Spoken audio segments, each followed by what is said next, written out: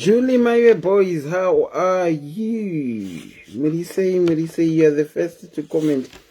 Julie, my boys, Marisei, say. Claudia Tawanda, how are you? Sandy Semi, how are you? Auntie Selina Vari Bo, Sterek. Auntie Selina Vari Bo, evidence chatiza, wasquera say Evi. Masquera say, let me just pin the number. 4477483380.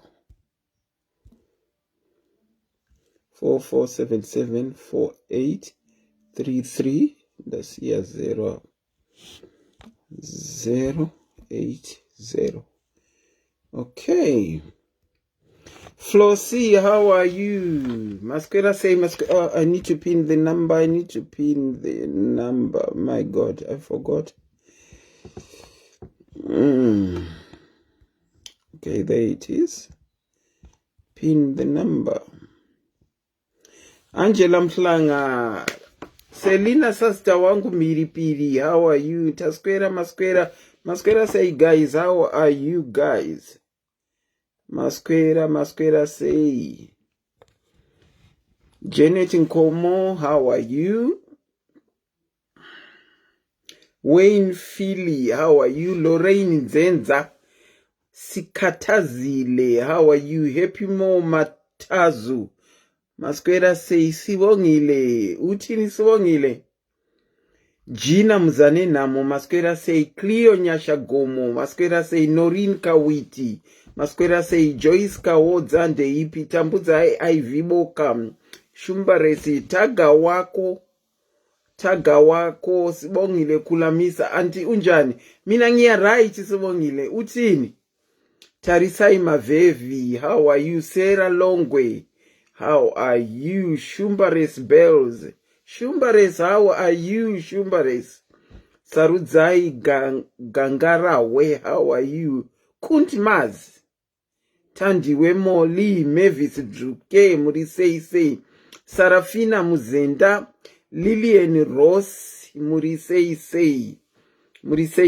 guys. Tamira Nashechi, Chandige, something. Murisei, Julie, my boys are handy where you were the first one to comment here. Fanny Madumbe page. How are you? Fanny Madumbe page. How are you? Not funny, but funny. No Titi Humba. How are you? Priscilla Tigere Ndeip. Ashley Muyambo. Nyasha. Hashamanats Ndeipi. Agnes Nation Ndeipi. Lorraine Ndamboku Moresa. Rudo Makombe Urisei. Candice. How are you? Agnes say Nasho say Masquera say Gloria Viriri, how are you? Sarudzai Patai Ndeipi Molini say Eninika, how are you? Josephine, how are you? Siapila Ongiapila. Irene Godobo, how are you? Fadzai Ndeipi Munyaradzi say Murisei Gloria Viriri, how are you? Tiribond, tiribond, asquera bosterek. Yidam Urisei Joyce Kawodza, Ndeipi Penia, how are you?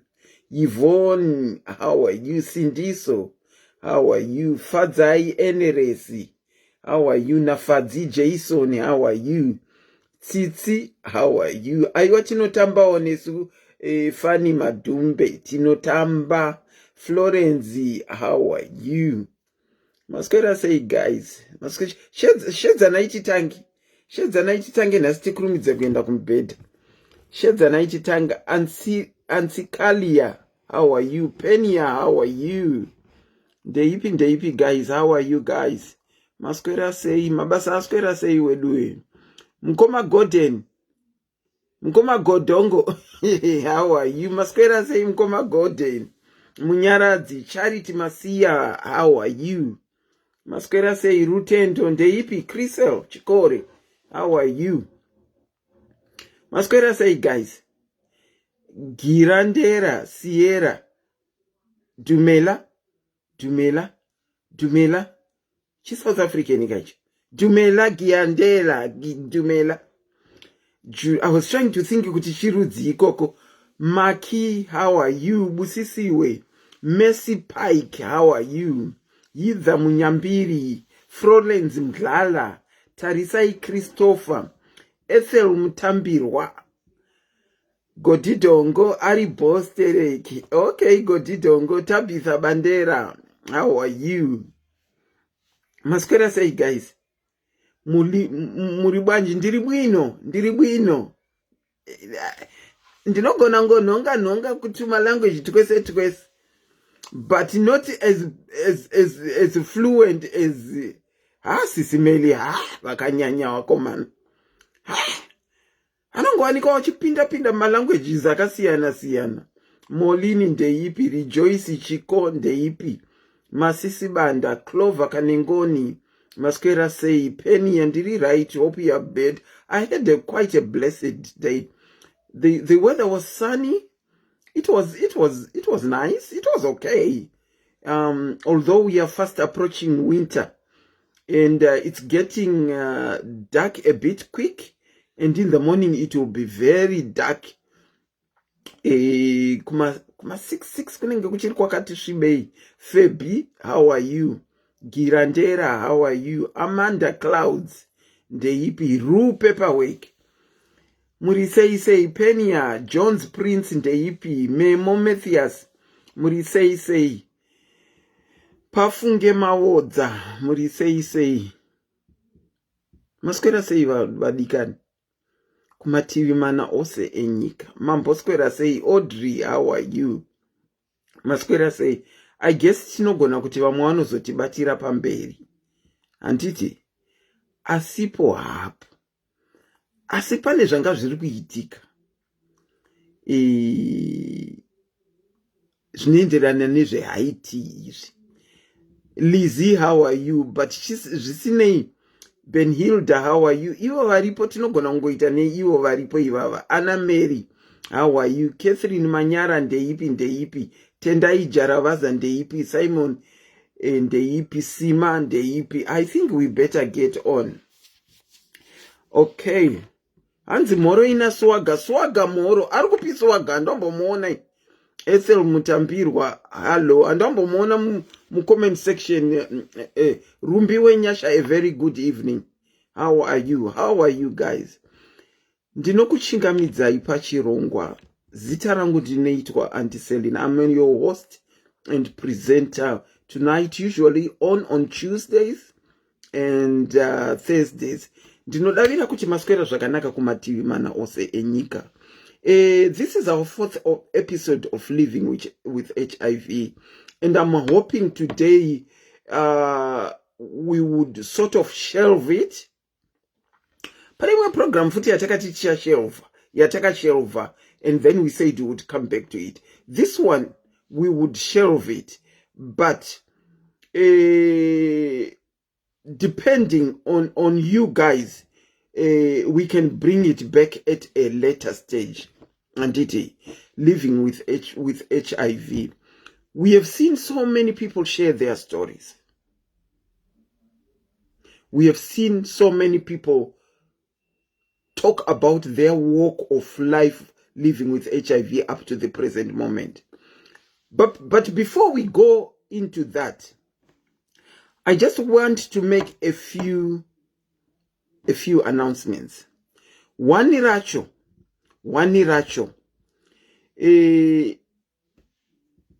Someone gave me 2 tickets to give away to go to the Haiti. 2 tickets to give away to go to the Haiti. But one of the tickets, she specifically wanted it to be given to my brother Mkoma Shadi. Zvino Mkoma Shadi ava mazaona kuti system ingochinja mafoni. handiri kutadza kuvabata, ndakatomboisa kupeji kuti ngavandibate. Saka kana pane anokwanisa kutaga mukomashadhi panapa, ngavatage muvati kwaina Auntie Selina, ndine good news, mari yenyu yeHaiti yavepo. Mainoku, a very good evening. Yavepo. I just want him to confirm before I pay the money. But the other ticket, it's going to be won by someone who is here. What I am going to do is, ticket ndicharipa kumunhu anokwanisa kuenda. Betty, thank you. Share story yake asina share before. Ndiye wandichapa ticket. This diary sister of ours tasked me kuti andisendina pamunoita live yenyu inobata stereki. Saka ndinomboti mukomashadhi nemumwe munhu achashare story yake vaende vambonopombonoka vari pakati pevamwe. Saka one ticket for munhu who is prepared to go will be one on this program. Anenge ashare. Where is my ticket? Cherry, uruda ticket yereyo. Anenge ashare story yake, wandinofila kuti uyu ndiye wandichapa ticket. Ticket rinotobhadharwa mangwana, and I'll give them confirmation yekuti rabhadharwa. And I'll send the money to Lorraine, and then confirm what advice from WhatsApp group ririko ona nezve IT. Saka ndo kana uchida kushare story yako, ticket tinozoriwinisa at the end of the show. Tinozoriwinisa at the end of the show. Gotwera John waskwera say. And there is this other thing. For people that shared their stories, there has been quite a number of requests. Kuti madi kuti formerao group, support group. Ratino pinda tichi share. Okay, the admins did deliberate about the group. You know, the topic is very sensitive. Very, very sensitive. And they've approved kuti kuformwe SIS MELLY's Diaries HIV support group. They've approved kuti kuformwe group. Saka group iri richa forma. And those that are wanting to go in the group, there will be a link given. But as usual, for SIS MELLY's Diaries, we don't just get into the group for the sake of getting into the group. Faith mujiganadzo moro. Nanzi na faith ndi mori seyu. Uri say faith. Saka, it's going to have rules. Just like our other groups. It's going to have very strict rules in the group. Saka ukanga wapinda mgrupu, ukaona kuti ma rules acho haumakwanisi,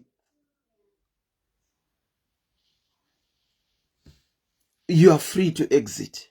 Because itikazaita ma rules, nenyaya inenge iri sensitive, azvizomira zvakanaka. Please note that it's not just a group for the sake of having a group. We will be inviting those that are living with HIV to join the group. We will be inviting those that are living with HIV to join the support group. Vamwe takuita chijairira chekungoti panzi group tinoda kunge tiripo. It's wise to always join a group ra uno benefita. If you are not benefiting from a certain group, urkuite imu group imomo. ngatidzidzei kupinda magroup atino benefita something. Rutendo hai, saka iri support group richange richijoinwa ne vari kurarama ne HIV chete. Saka ndataura kudaro, I'll tell you when the group has opened, and vanoda kujoina vojoina. Hatidi zvana kutengesa imomo, zvana especially ana mhoroi makadi, tikuda nyaya dziri relevant to living with HIV. I hope tanzwanana. Saka tati zve haiti. Ndine madimples molinika. Saka tati zve haiti. One ticket is going kuna Shadi. Kana Shadi asina kubudikira, ndinodzokera kumuridzi akatipa mari kuti todi Shadi hatisi kumuwana. Nekuti pafoni mazuwano ini dzake dzese dziri 2 dzandinadzoka. Munomuziva Shadi anomboita achichinja namba ka. Handisi kumubata, ndosaka ndiri kumutsvaga pano. Otherwise nikadai ndakangotaurirana naye kunigirigini kuseri. There is who is this one? There is a live, actually pane munhu ataura nezve depression. There is a live coming, yatinenge tichikurukura nezve depression. So be patient. It is coming here, depression. It is coming. Saka at the end of the show, the ticket will be won. By Shadi and another person, and then the HIV support group is officially has officially been approved. Saka, it will take off very soon. Okay, I'm opening the lines for anyone who still wants to share their story of living with HIV. The number is pinned below. Do you have a story that you want to share? Whilst I wait for calls, I'll give you feedback of especially 2 people that I had said kuti ndinovabata kuseri. Okay, one of them, it was automatic. The next day takatobatana, and we have been talking, and I've actually been talking to her this evening. And then kuna sister ve kugura tablets nekuzostopa completely. Ndakamboti tatarikei kuvabata tingoita backwards and forwards, and then all of a sudden marimwe zuro vakandibata and tikataura, and we agreed what we agreed. Let me try and see if I can call her so that she can say what we agreed. Let me see if she will answer my phone. Let me see if she will answer my phone.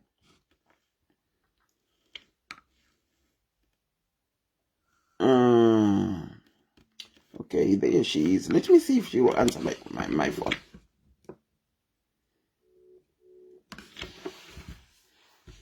Auntie, are you right, Murisei?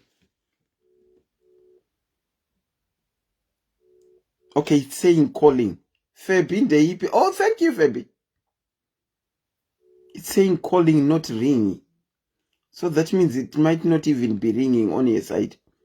Danchira kuti azvitaurire ega iye mbune. Okay, she might not be online. Anyway, that's okay. Let me just give you the feedback. Saka musuwa taura taka ningirigira self prescriber taka agree naye kuti she is going ku blood kuma bloods on 2nd week of October. So she's going kuma usual blood tests ake anoita aya amunoziva akataura. Saka my results are abude there and then. But I tasked her when she goes. I will call her on the morning before she goes. But I tasked her kuti anobvunza aende anobvunza kuti last blood test yaakaita yakamira sei. Last blood test yaakaita yakamira sei. Kana isina kunyatsomira zvakanaka, probably tingangochinyatso encourageana kuti hona hazvina kumira zvakanaka, unonida kunge even kana yakamira zvakanaka akuziva results, because it looks like anongonotorwa ma blood test, but she doesn't even know her own blood count. She doesn't even know, not even a single one. Akanga anotorwa zvaperera ipapo, anongoita formality yekunotorwa chete.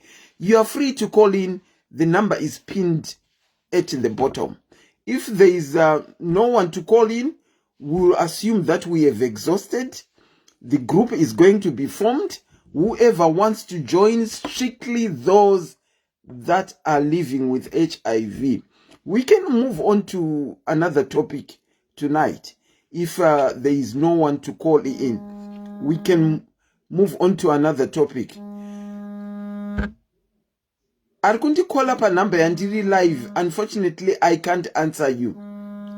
Arikundi call up a number yandiri live inoi. I can't answer you. I'm using the phone that you are calling. The number that you can call is pinned at the bottom. Okay. Ndinokuchingamidza pachirongwa SIS MELLY's Diaries. Makadini? Tivo makadi antiselina. Aiwa, tiripo kwakadi kwamuri ikoko? Aiwa, kuri nani? Kuri nani? Muri kufamba nerwendo hero? Ya, ndofamba nerwendo, but ndaenda kukorekta apo namba dzakashota kaizi dzapinwa apo. Dzakashota? Kupesa ndikuna 1. Maita basi. Mira nditobva ndadzicorrect. Thank you so much. Taura henyu ndichidziningirikira. Ndichidzicorrecta. Thank you so much for that. I guess munhu anga ari kundifonera anga ari kutaura kuti namba yakashota. Thank you. You can go on. Haina hangu ndakasangana nazvo. It was 2008. Ndakasanganawo nemunhu ndakasanganawo naye tikagarisana akazorora zvake but zvazvatomboti netsei ndakatozoita zvekutoti vabereki vangu aiwa itai kuuya muite kureva pfuma because zvandanda kusangana nazvo zvakaoma. Makaita sei? Makatuma vabereki? Ndakaita kunyorera tsamba ndanisa kudhara kwakusati kwane mafoni ndandisina foni ndaita kunyorera tsamba ndikati makore apa? It was 2008 ndandisina foni ndobva ndavanyorera tsamba ndikati zvandikusangana zvakaoma uye muite semureve pfuma. Okay, maisangana nechikola, if I might ask.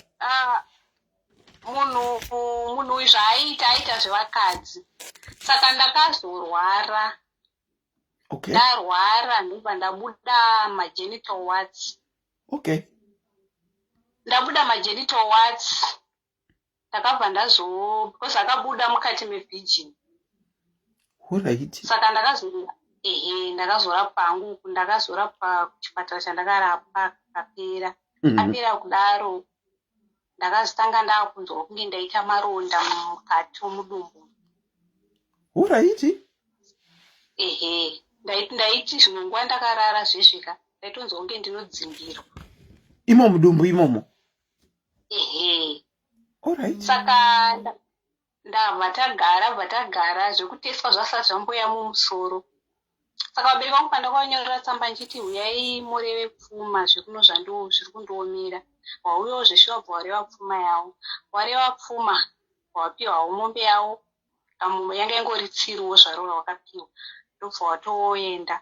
Saka munhu ndofunga kana zvakabata zvatonyanyomurwadza kuti wai munhu wabereki wake wazoya vachireva chipfuma. Saka ndangoone pfungwa dzekuti kana ndikanzi nhasi zvapera kana kuti ndega ndichatotsvaga zvekuita kuti zvipere because ndandakuona situation yandairarama.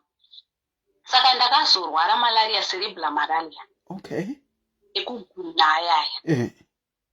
Saka ndarwara kudaro ndakarapwa malaria ayaya. Andati ndikandimboenda kumba. because munhu anga akutoratidza kuti munhu asina basa neni. Saka ndaenda kumba, malaria yakangosimba achitestwa ndichingonzi ndichiri nawo. Ndakutoita kunge munhu akuda kurasika njere. Saka ndopandakazonzi nasisi wangu munhu dai anga ambotestwa. Pamwe asisiri malaria. Shuwa ndakatestwa. Pandakatestwa pekutanga ndakaenda kuNewscat Center. Ndatestwa ndanzi negative. Mazvona. Okay. Saka handina kunyatsozvidaira because ndaiziva ndakamborwara. Saka pandazoenda pakiliniki pandazonzi positive. Okay. Saka ndanzi positive kudaro ndakachema ndiri kunyepa. Ndikatorwa nemumwe kansela akanditora waiva nekukansela iva musati matestwa wachizokutesta ivaiva. Akapinda neni mune imwe rumu akataura neni akati muningina zvaunoona usafunga kuti tese tiri panapa tese takachena chitoona tichidai vamwe vatori positive papapa asi zvaakuda kuti iwe uzvigamuchiri. Ndikati ndichambonofunga ndakumba zvishuwa ndasvika kumba ndakaanda kuti rongese benzi because ndakabva ndasvika ndichibva ndazviti bvu zvese kuhama dzangu kuti ndatestwa ndanzi ndiri positive. Saka pekutanga waitomboseka but vakazozviona kuti munhu zvaatosimba achitotaura nezvo ndandanda kuti ronge ndakutopenga zvamubrain. Mazvona uchingoti ndiri positive ndopawakazonditora wakati no chirega isusu zvawanzi uri positive zvakuda kuti tichiona kuti ungatariswe kunzi zvezvokunzi CD4 count chichichichizviya. Takazoenda kuNewstat Center yemuHarare ndopataenda kuya bva ndatestwa futi varipo ndobva ndavaratidza maresults angu zvikanzi alright. Saka kwakuda kuitwa CD4 count. Ndaitwa CD4 count.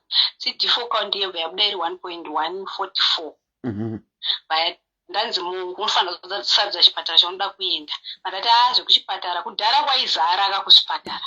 Okay. Ndichida kutomboenda kuWilkins. Ndikati Wilkins itori wese chirega ndiite sezvangu nditsvage private doctor ndiende nemaresults aya. Ndaenda kuprivate ndopa akati no CD4 count yako yakanaka. Asi zvaakuda kuti zvawatozviziva ndozvawawe hazvichada kuti uite sei utozozviwedzera. Zvaakuda kuti CD4 count yako zvedai uchitanga kutora mapirizi ndoti wombomira. Ndikati nangu asi ndakuda kutora chimapirizi nekuti ndasina kuzvigamuchira. Alright. Ndakagara ndofunga kubva ipapo ndakaita 3 to 4 years ndisingatori mapirizi. Pandauya kuno kuSouth Africa.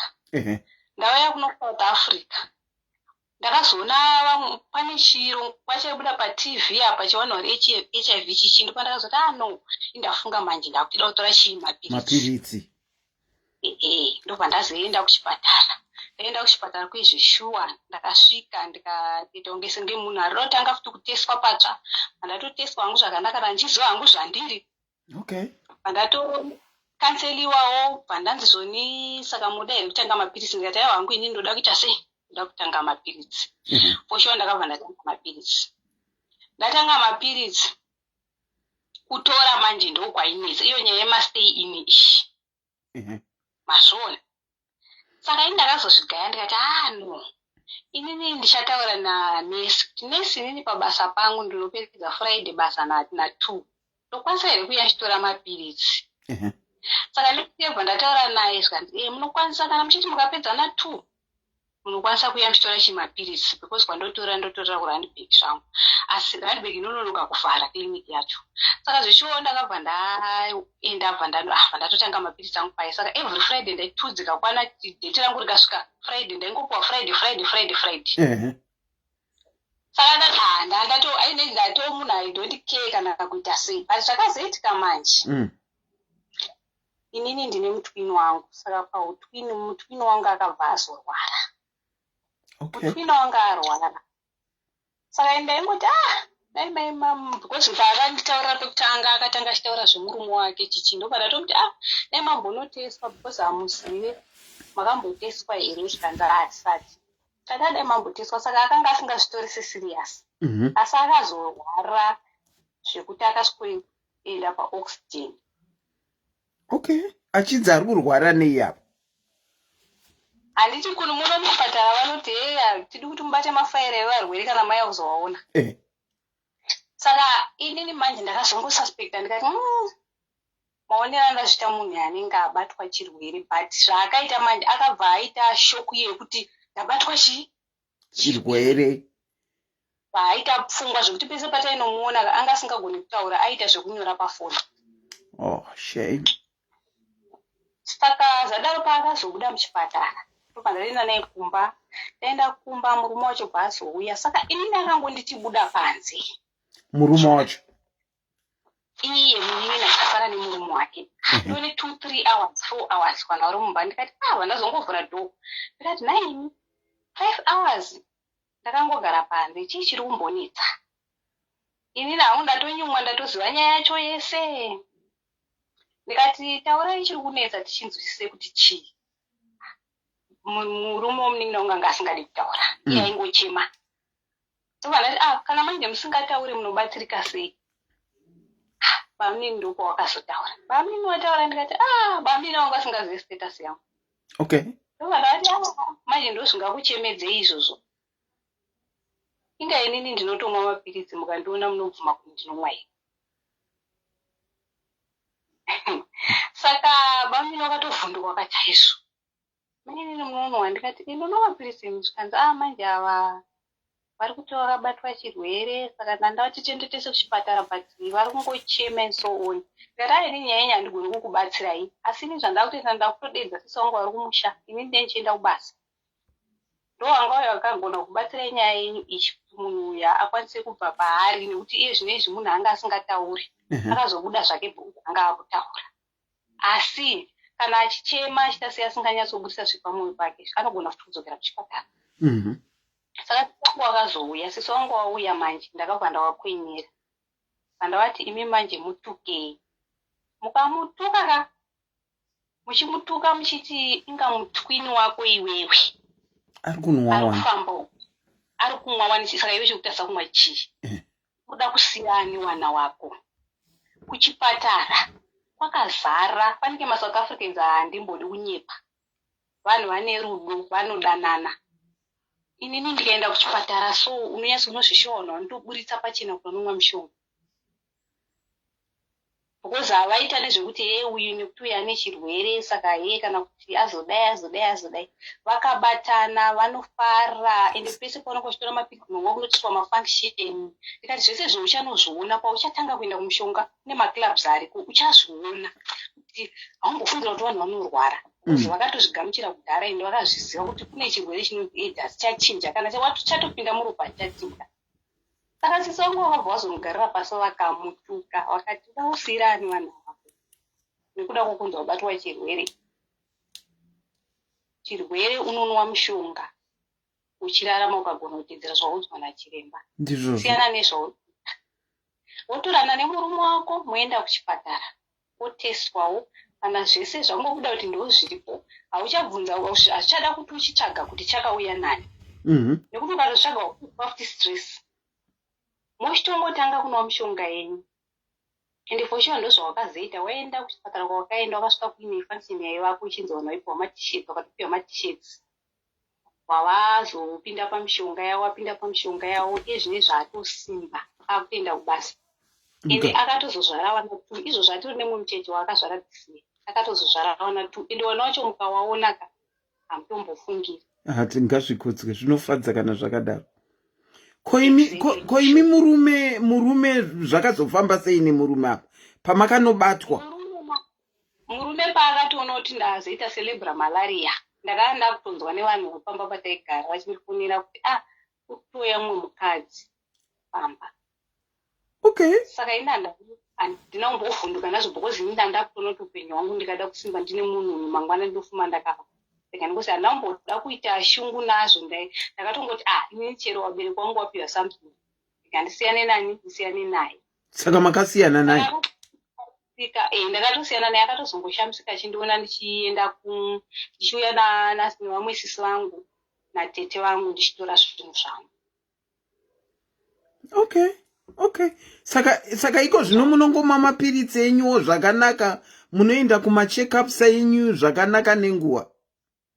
Ndinotenda izvi zvakaitika manje papa pandakabva Friday ndakabva ndasvikoburiswa kumukliniki ndakabva ndanzi wakuclub. Kuclub kwamunoti kuclub ndo kwamuri kuti kuclub ndo kuyuko. Club imanje inini nasani mwangu ine murume akautotorera clicks ndasani ndaendeswa kuclub but ndasingaenzwisise iwo wakazonditsanangura wakati panapa unouya ka1 then wosarudza clinic kufamasi kwaunoda kutorera. Alright. Saka kufamasi kunomoshipiwa for 6 months handiti. Okay. Then imwe wozoita rimwe date raunoenda kucheck up.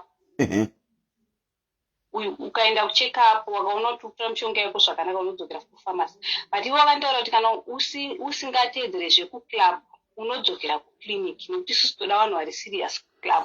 Alright, ndandoda kuzopinza mubvunzo wokuti it looks like so many callers vakafona vari kuSouth Africa pane problem yekunotora mapiritsi kuti tinobuda sei pamurungu zviri nani ndiregera hangu kumwa kwacho nekuti ndinobuda sei kunotora mapiritsi saka muri kuti imimi pane mimimi munotora every 6 months. Inini zvandakaita ini murungu wangu ndinogara sei ndoshanda sei ini bari murungu wangu haazvizive nekuti unozoti kunawo marungu asingabva wazozvifarira ukamuudza azvona saka ini murungu wangu haazive kuti ndozvanditi handitika asi kuti ini ndakaona kuti miriro dhiri rangu iri kukliniki ndakavati ndoda kuti dheti ramunoti ndidzoke rive riri Friday nekuti Friday ndopedza basa na2 mapanzwisisa. Okay. Saka vamwe vakangwara vanoda so anogona kuti ndinobayiwa ingava dhepo re3 months kana re2 months unzwisisa achiudza murungu izvi. Ndiri pafamily planning yedhepo saka kana ukati ndiri pafamily planning yedhepo date raunenge wakapiwa clinic ndo date raunompiwa ndo randichadzokera unobayiwa family planning yangu. Alright. Ndo zvimwewo izvozvo izvo ukanzi ukada kuti ini hangu handidi kunyepera ukada kuti ufadze murungu usingatore mishonga iwe ndio uri kukwara murungu ansara ari pamba pake. Okay, hold on caller. Pane comment yandoda kuverenga isati yapera. Mataura zvemaclub. Pane ari kunyora kuti you only qualify for the clubs if kana wareacha palevel yekuti viral load yako is now undetected. Ndizvo? Exactly. Ndizvozvo kana viral yako kana undetected uri qualify paclub. Saka inini pekuti pandakati pane pandakanonoka kuenda ndakasvika nesi wacho akataura kuti manonoka kuuya takungokupai mushonga gaba 1 nekuti muri kufanira kuenda kuclub nomaresults enyu aya because ndandabva kutorwa mabloods unofanira kuenda kuclub saka unozouya date yakati kuti uchiiswa mufile reclub ndo date randakazobva muFriday uyu. Alright, okay. Pane zvimwe zvinhu zvandinoda kubvunza futi kola. Mati imi hamuna kuudza murungu wenyu. Ndiyo imwe problem yanga iripo kune makola especially ari kuSouth Africa akafona kuti munhu wese aingoti ini murungu wangu hande. Pane vamwe wakati vakavaudza ina handina kumuudza murungu wangu ina handina kumuudza murungu wangu. Imimi nemhaka yei musina kumuudza? Ina hangu ndisina kumuudza kapekutanga ndakamboda kuti ndizvitaure but ndakaona maitiro ake ndakabva ndangosvudza mwoyo wangu kuti munhu anogona kutadza kusazvigamuchira kuti munhu uyu ari positive saka ari kundishandira ari positive saka handikwanisi kushanda naye. Saka ndakazongozwa kuti sezvo ndaona kunge murungu wangu asingazozvigamuchira tirege inini ndiite dhiu rekuti ndinokwanisa kutora mushonga ndiri free.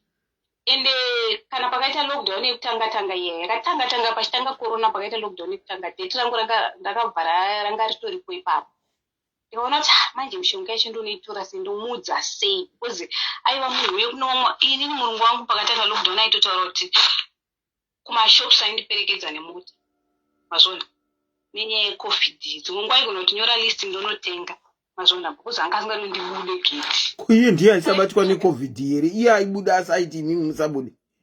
Akazotouya naye tikatoparara tese pano tikarwara tese akatozouya naye. Iye ndiye akauya naye iye wacho aiti usabude.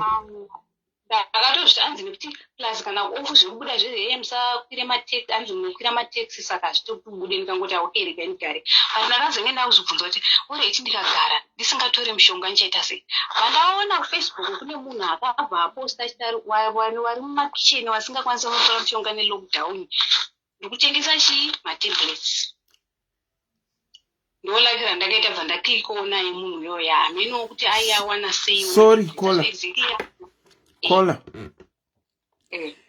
muri kuti pakaitwa lockdown apa makatadza kubuda nekuti murungu aiti unonounza corona inova iye corona yacho yaakazouya nayo mukarara mese pasi handiti mukatadza kubuda kunotora matablets kubva mawana ani ndakawana pafacebook pane munhu aiposta akaposta achiti zvoni kune vasina ninginikire vari mumakicheni ndoziva kuti hamusi kukwanisa kubuda nenyaya dzecovid kunotora mapirizi akatotumira magaba akasiyana-siyana kune unotumira gaba raunono kana uchida unoya kuinbox then totaura saka ndo zvandakazoita inini munhu iyeye ndobva ndawirirana naye bva tataurana mari paatouya akatite kudhilivhara akatoya nawo paatoya nawo bva atonditambidza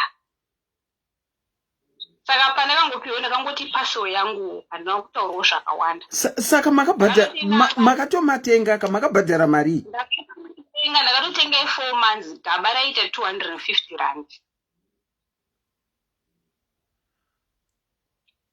sakawo inini ndakaitawo 3 months ndiri mugedhi ndisingabude pandazokwanisa kubuda pandaenda kukiriniki pandakatoenda kukiriniki bva wanditi sei usina kuuya dhetiri ndikati handino pakatanga lockdown ndaandisingakwanise kuuya nenyaya yekuti kwakune lockdown zvikanzi iyoyo nhamba iyoyo yakurisa because vanhu vazhinji nelockdown vazhinji vangasinge kutora mushonga ndopandakabva ndazoitwa matest aya ndakazoitwa cd4 count yangu but mushonga ndainwa nekuti ndakanga ndatenga which means pamwe pakadhi penyu pakanyorwa kunzi 4 months dzamamusingaende makadefaulta and yeti mamuchitora makavaudza kuti makatenga mapirizi here pafacebook ndinotombozvitaura iwo wakabva wangoti toda kutanga tatora futi cd4 count yako since iwe wanga watadza kuuya unotora nini tonoti yakamira sei ndobva ndatotorwa asi ndaiziva zvangu hapana chinobuda bhokozi mapirisi ndandichiita sei zvangu ndanga ndichinwa okay manga musingachi kutenga matablets isusu tisiri musituation I guess tinongotaura but ndira kubvunzawo mubvunzo uyu manga musingatyi here kutengeserwa matablets asiriwo anga ariwo because munhu uyu ane munhu aimburitsira mukiliniki kumapirisi chaiko anga atoriwo because ndandone gaba rangu ndikamuratidza gaba rangu anga atori nechibhegi achitoti vanhu vakawanda vari kuita sei vari kutofamba nichidhilivhara kumakicheni kune vanhu vari kuita sei vari kumatenga saka ndaitozwa kuti anga atoriwo anga asina kutombovhurwa expiring date yanga ito 2022 ndaitomaziva okay because ipapo inini ndopandakatochanza because ndakanga kana munhu tikatadza kunzwanana murungu ndakutomuudza kuti inini ndinoda kuenda kukiliniki but achada kundiperekedza ndopachazonetsa manje kuti akandiperekedza achabva azonozvibata kuti munhu pane zviri kuitika but kunyange akakuperekedza yaibuda nemumotikari here handitangogara mumotikari imopinda mukiliniki ipapa akaigara mumotikari but munozwa kuna umwe varungu vanoda kunzwisisa kuti iwe uri kuda kuenda kukiliniki kwakamira sei kwakazodini saka unonge watotemera munhu wako kuti no pamwe anoda kuziva zvakawanda kana kuti chichichi saka ndakatozozvona kuti kuda kuziva zvake zvakawanda unozokonzeresa zvakawanda saka izibirani kuita sei asi nezvinezvi manje inini semafungiro angu zvangu nekuti mudumbu mangu munanhasi hazvina kuzochinja nanhasi ndinoita kuti ndisindeka kurwadza kunzwa maronda mudumbu makambotaura ndakataura vakati hanzi maausas ndachitotora matablets emaausas but matablets achona ndikuona kunge kuti ndisimbe kuti ndichanwa zvinhu hazvisi kunyatsondiitira saka ndakanda ndatozvigaya kuti inini chazomuudza manje kuti ini hangu ndaita maausas because pamwe ndikataura zvemaausas haangazvinzwisisi nekuti zvekuti ndiri HIV positive. Alright.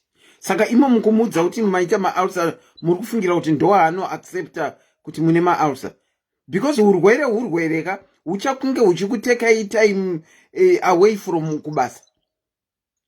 aiwa ndikataura zvemausaka anogona kuzvigamuchira ausa harisika kunzi HIV kana uchini ndoenda zvine zvandienda freewo because kuclub kunonetsera kuti club antiselinaka kunomukwa takatodzwa kunzi anopa club apa uyiwe after 9 kunomukwa ndandajaira 2 o'clock wangu uya wefriday ende club yacho haiitwe friday. Saka muri kuita sei? Muchiri kutenga? Aiwa handichatengi kuchipanda kukliniki ipapa pandakatopiwa kunzi date rangu ranofanira kudzokera musi wa3 December kunotora. For now zviri right. Pado pandiri kuti ndatichatomutaurira nyaya yemaausers kuti ndizokwanisa kutora futi date randakanzi ndidzoke riya. Alright. Saka muri kunzwawo zviri kutaurwa nakola. Mumwe wavanhu ari kuita problem yekuti anobuda kuenda kunotora mapiritsi ake ende ari kuti varungu kuvaudza vanonetsa. It looks like varunguwo zvinenge zviriko zvestigma yekuti munhu ane chirwere vanenge vasikasadi kuti vashandirwe nemunhu ane chirwere. Saka it looks like it's a problem yakataurwa nevanhu vakawanda uye nakola at the present moment. Ari kutobika nyaya yekuti kana akuenda muna December achatora nyaya yemaarusa ndoye achatora achitaurira murungu kuitira kuti aone kubuda. Todi nhai zvatiri pano tiri almost 500 kudai. Todi chingabatsire vanhu kuti vabude vaende kunotora tablets. Toita zvekudii? Kola, munogara kupi Kola? Ndiri muJoburg. Muri muJoburg? Ehe. Good night, my dear. Later. Ndichange ndichihwinisa tiketi reHaiti. Handizivi kuti achahwina ndiani. Mungade kuenda kuHaiti? Haiti iri kuitirwa kuJoburg handiti? Hanzi kune kuMidrand. But manje kuHaiti ndikanga ndari hwinawo zvangu asi kana ndatori hwina ndakutotenga rimwe because ndine mumwe wangu manje handifungi kuti anozonditendera ndende ndega. Okay. Mauya zvakanaka. Saka mune wamakuwadzana naye izvozvi? Ndakatozororwa. Alright. Akandiroora uya aripo pamapiritsi. Okay, makasangana yenyu? Takasangana hedu tikabudirana pachena. Okay, that was good. Saka tongotora tese mushonga saka tinenge kana ndaita laki rekuhwina ndienda kutotenga rimwe kuti aite 2. Okay, saka makabudirana pachena muchingotanga kusangana here kana kuti at what point did you tell each other kuti muri kurarama nechirwere? Takasangana ipapa paFacebook apa mumagroups eHIV. Ndopatakasangana. Alright. Okay. Patawirana zvedu patambofambidzana tichizivawo tichionana kuti mwana womukadzi here mwana murume here kudzimara aiwa tazoroorana iye zvinaiwa zviri kutofaya aripo tinozvikudza maweekends. Well done Kola. Well done kubudirana pachena zvichiri zvakati nevoice renyu rinotaridza kuti haiwa nemumwe wenyu zviri kufamba. Saka saka patiketi apa tongokuburitsai mubhasiketi heduka. Aiwa kutiburisa bhasiketi ndokudia ndonzwisisa. Ndati muri kuJoburg ndichange ndichihwinisa tiketi reHaiti. I think iri kuitirwa kuMidrand if I'm not mistaken. People in the comment section can confirm. Ndikati mungade kupinda mubhasiketi here rekuzonongwa. Mukati manje zvinenge zvakureva kuti ndakutozotengera mumwe wangu ndozvamataura. Exactly ndizvozvo. Saka ndosiya zita renyu ririmo mubhasiketi. Basket zitanga harisi mberi basket kana Okay. ndikawina. Ifo number chet, ifo number yandatora. Mukange mawina, munoona ndichikufonera back. Aiwa, tinotenda. All right. Thank you so much for sharing your story, Kola. And muna December, all the best. Pamuno try kudzokera kunotora mapirits. But well done to you for taking your medication on time. All right, thank you. Tatenda. Bye. Bye. Tinokuchingamidzai pachirongwa Kola. Maswera sei? Taswera kwakadikwa muriko. Pandiri kuri right zvako. Tiri nani yedu. Muri muJoburg muri kufamba nendima here? Ya, ndirimo mundima imo. Yakamira sei yenyu? Yangu inini ndiri kutora mushonga yangu handiti. Saka chanyanya nditisa kuti ndipona apa painhau yekuti nditsigire kuti varungu vatiri kushandira havanzwisise nyaya dzekuti kana munhu uri HIV wakada kuti vatsanangurire vanobva vatokusi basa racho rinotopera because kune macultures kunokuku ndingati varungu vari kunoku vamwe vacho havasi maputishi varungu vatinavo kunoku. It's like wangu inini mujewish mujudha. Saka havatonzwisisi zvokuti kune chirwere chinonzi HIV zvakazoita sei. Saka ndakatoona kuti ndakava zvakamira soka basa rangu rinopera because ndakatonzwa uri mushari kazini yangu achitoti akatovaudzawo anoshanda kuzine kwandinogara akatoti basa rikapera maybe unogona kukonzeresa kuvana vedu because inyaya yekuti maybe havana kuzwisisa kuzvigamuchira kuti zvinofamba sei. Okay, saka muri kuzvifambisa seiko zvino kuti mubude muende unotora matablets enyu? Muri kuzvifambisa sei?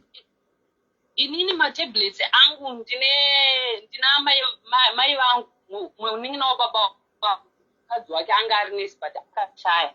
Saka ndiwo vakatozondiudza ndakatoya kuno kune transfer yangu ndisingaziviwo kuti kuno kwacho kuti utore mapirits acho zvinofamba sei zvinoita sei. Saka ndauya kunoku manje kwandakasvikira ndakuenda kunotsvaga basa. Saka akabva atondiudzawo kazini yangu akati moms kana muroda zvokuti muwane basa kunokuka musambotaura zvokuti ndomamirira akaita anhu instatus yenyu because vamwe vanhu vacho havatozvifarira munotogona kushayiwa basa. Saka kuti ndichinotora mapirits pabasa vakazowana manje ndoshanda Monday to Saturday handina kana mukana wekuti ndokwanisa kuenda kunotora mapirits pakati pemazuva apo. Saka muri kuzvifambisa sei?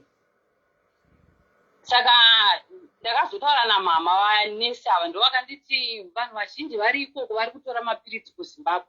Saka iwewe chitoita kuti udzoke netransfer yandana mbuka yeya udzoke nayo toicheka like votoicheka votondidzosera zita rangu rodzoserwa mumabhuks. Saka ndakabva ndaenda kuZimbabwe ndabva ndanoita izvozvo zvavakataura zvacho. Saka mapirits angu inini anotobva kuZimbabwe pese papo pandiri kuno apa pakazoya lockdown paipa ndinongoti ndomwari kuti ndandine akawanda because munongoziva kuti kana une hama kuti kushanda pachipatara vanokuitirawo favor havazokupa mwedzi mushoma vanobva kupa mwedzi yakati wandei. Saka ndinopiwa 6 months after 6 months.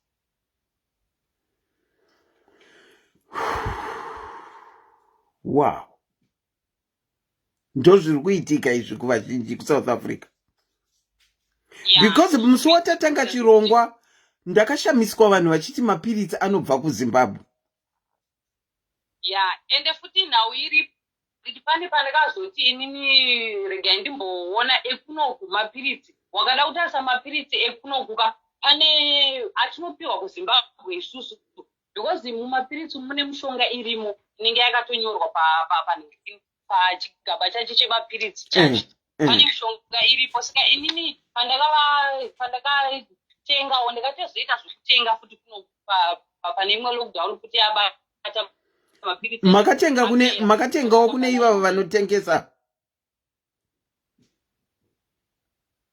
inini hangu ndine muzukuru wangu anonzi vanoona nesi wekunzwe yaanogara ashakuti kwandinogara iye anogarawo somewhere but anozwanana nesi saka ndiye akatonditi pandakatomuti muzukuru inini ndaita dambudziko kuti mapirisi angu ari kupera mwedzi unouya saka ndandoda kutoti ndigare ndawana kuti ndomawana sei akati hagogo hazvinesi nditotorera kuti vamwe vanhu but iye hake haadhure anomaita 100 rand pakabhodhoro kacho. Saka ndakabva ndati chindipa ndati rega ndikuratidze mapirisi andinoonwa ini ndichibva ndamutumira ndichibva ndatora picture ndichibva ndamutumira saka pandakamutumira ivo vakazonditumira anowanika kunoko umwe mushonga usingawanike pane edu yekuzimbabwe pandakazotarisa chigaba zvacho ndichitoverenga mishonga yacho kuti yedu inenge ine mishonga yakati iwe ndakawana mishonga yacho isina kuita isina kukwana saka inini ndiri kukurudzira hangu vamwewo madhayaris kuti kana uchiona kuti emunomu akamira sei because inini kwandiri haanyatsondiitiri ndichingomakumano kwandakaita ndakaona songa asinganyatsondiitira zvakanaka saka ndakangoti rega ndingodzokera kuti ndiite se ndingoita zvokutorera kuzimbabwe. And the struggle is real, I tell you. The struggle is real. Pamabhazi pacho machajirwo saka zvinhu zvacho mamaza tiri kungotenga upenyu because paunotumirwawo kubva kuzimbabwe kwacho ikoko pabhazi pacho vanocharjiwo mari dzavanenge vachingonzwawo kuda kuti vakuchaji saka unotongoona kuti vachidotona kuti zviri nani than kuti handina mukana futi wokubuda inini panapa kuti nditi ndakuenda kunoraiti matora mapirisi kuzimbabwe. Remember tati pamurungu pari kunetsa kubuda kuti muende kumakliniki kunotora mapirisi. Maigirwa mapirisi kuzimbabwe asvika nebhazi rinosvika kurengi. Muri kubuda muchiudza murungu kuti muri kuenda kupi? Apo ndinenge ndakubuda paufu pangu manje ndopandinenge ndakubuda. Muri padhuze neparenge?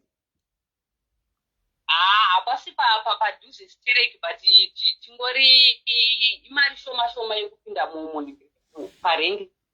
It's like vakauya navo andogona kutogara navo kana 1 day kana 2 days kana ndisina kuwana mukana because ivo vanouya kunongoka kuzimbabwe vamwe vanotoita 2 days vari kunongozoendavo kuzimbabwe saka ndinenge ndine mukana manje wokumuudza kuti inini ndinokwanisa kuuya mangwana ndobva ndamhanya mangwana acho iwayo.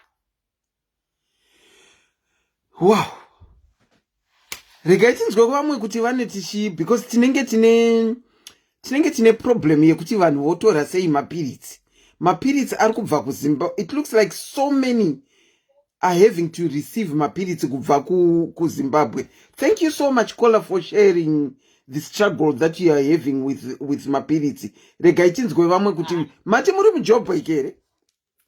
Ya ndiri muJoburg chaimo. Mungange muchida kuenda kuHaiti? Ya ndinoda kuenda. Sure here kana munenge muri hesitant? Sure. Ati Saturday.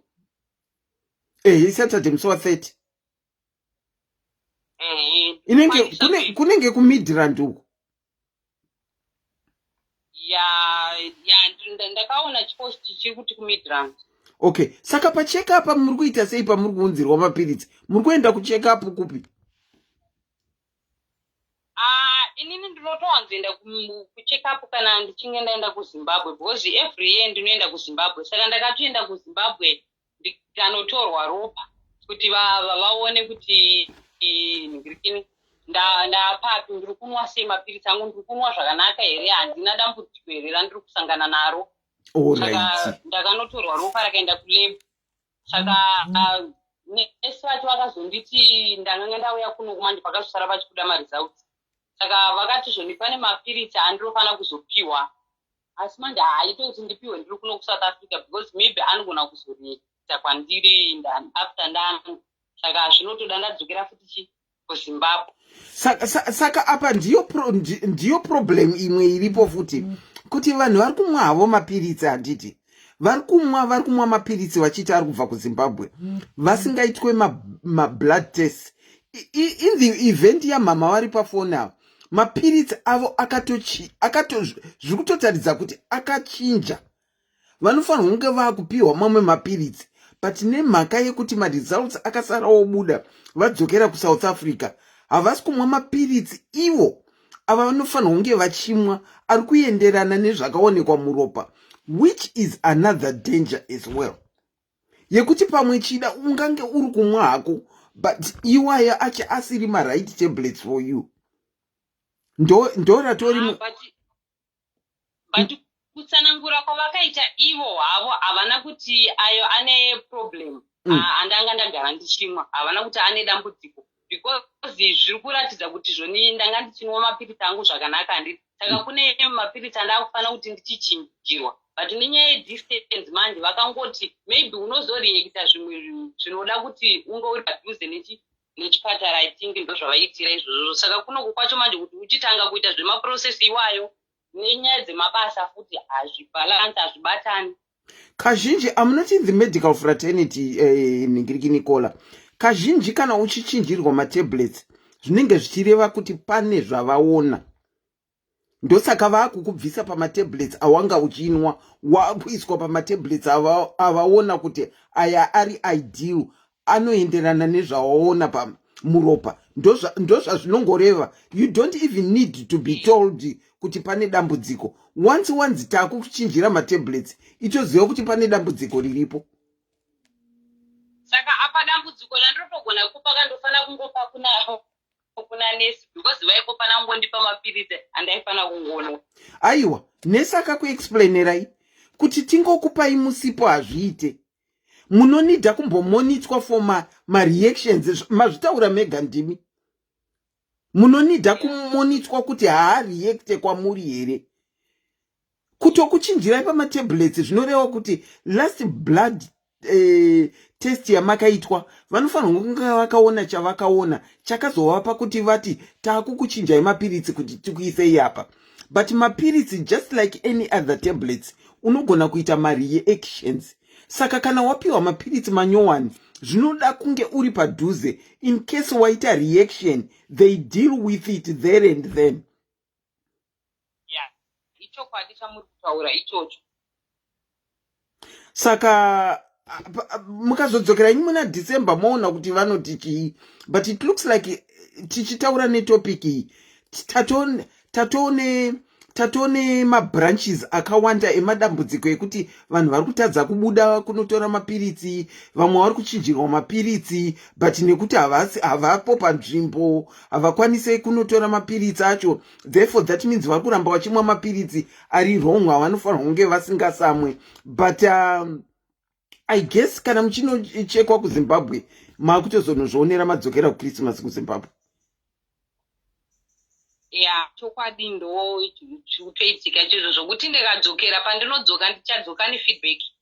Okay, and then muchingosvika itai give that importance. Aikonombotanga maita zvimwe mozoti ndichaenda, muchingoti gidhi ibvai maenda munotaurirwa kuti taida kukupa aya zvakazoti zvikati, so that munomatanga muchiriko kuti vakumonitei any ningi reaction yamunoita kumapiritsi kuti pamwe anogona kukurambai modzokera futi kuclinic.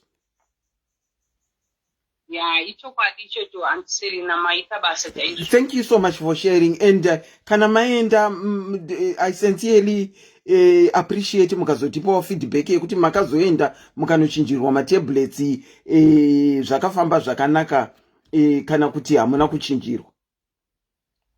Aiwa ndinodzoka nefeedback. Saka mati kudini nyaya yekumidrand? Ndiri kukuisai muheti. Tichaita draw at the end of the show. Kana mahwina kunyange musisiri pashow munonzwa ndakufonerai back. Phone number dzenyu ndatora. Handitika. Aiwa ndinotenda kuti ndinowina. All the best caller. Make it a point when you go back home to muchingoti gidhi kuenda kunoona clinic kwa makanzi matablets achinja. Chokwadi handiselina tinongokutenda ine program yenyu haiwa inotisimbisa zvinoratidza kuti tine vamwewo vedu vari kuchinzwawo mararamiro atiri kuita. Hai, tinotenda tisu nekushare story yenyu. Thank you so much. Thank you too. Good night. Wow. Takutoita matambudziko akati one day avambenge vafoni hanzi anti I can't call ndine vanhu vasvika but can write my story. Okay, let me check this one. Ndandoda kuvafonera back. Tinokuchingamidzai pachirongwa SIS MELLY's Diaries, living with HIV. Makadii zvenyu? Tiripo makadii henyu? Muri kufambawo nerwendo here?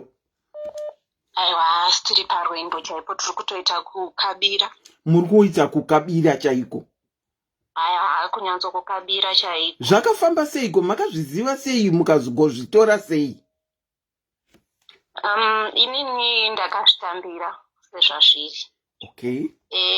Ndakaona kuti ndikasazvitambira ndikati handisi kuda kutora mapiritsi. Ndinofanika siyana navangu. Okay. Saka ndakambotambirawo zvakadii zvakabuda musarudzo. Kuti muzonzi munacho chii chakange chaitika? Makange marwara here? Makange maonei kuti muzonzi makutanga mapiritsi? Chii chakange chaitika? Inini ndakanga ndakaroorwa.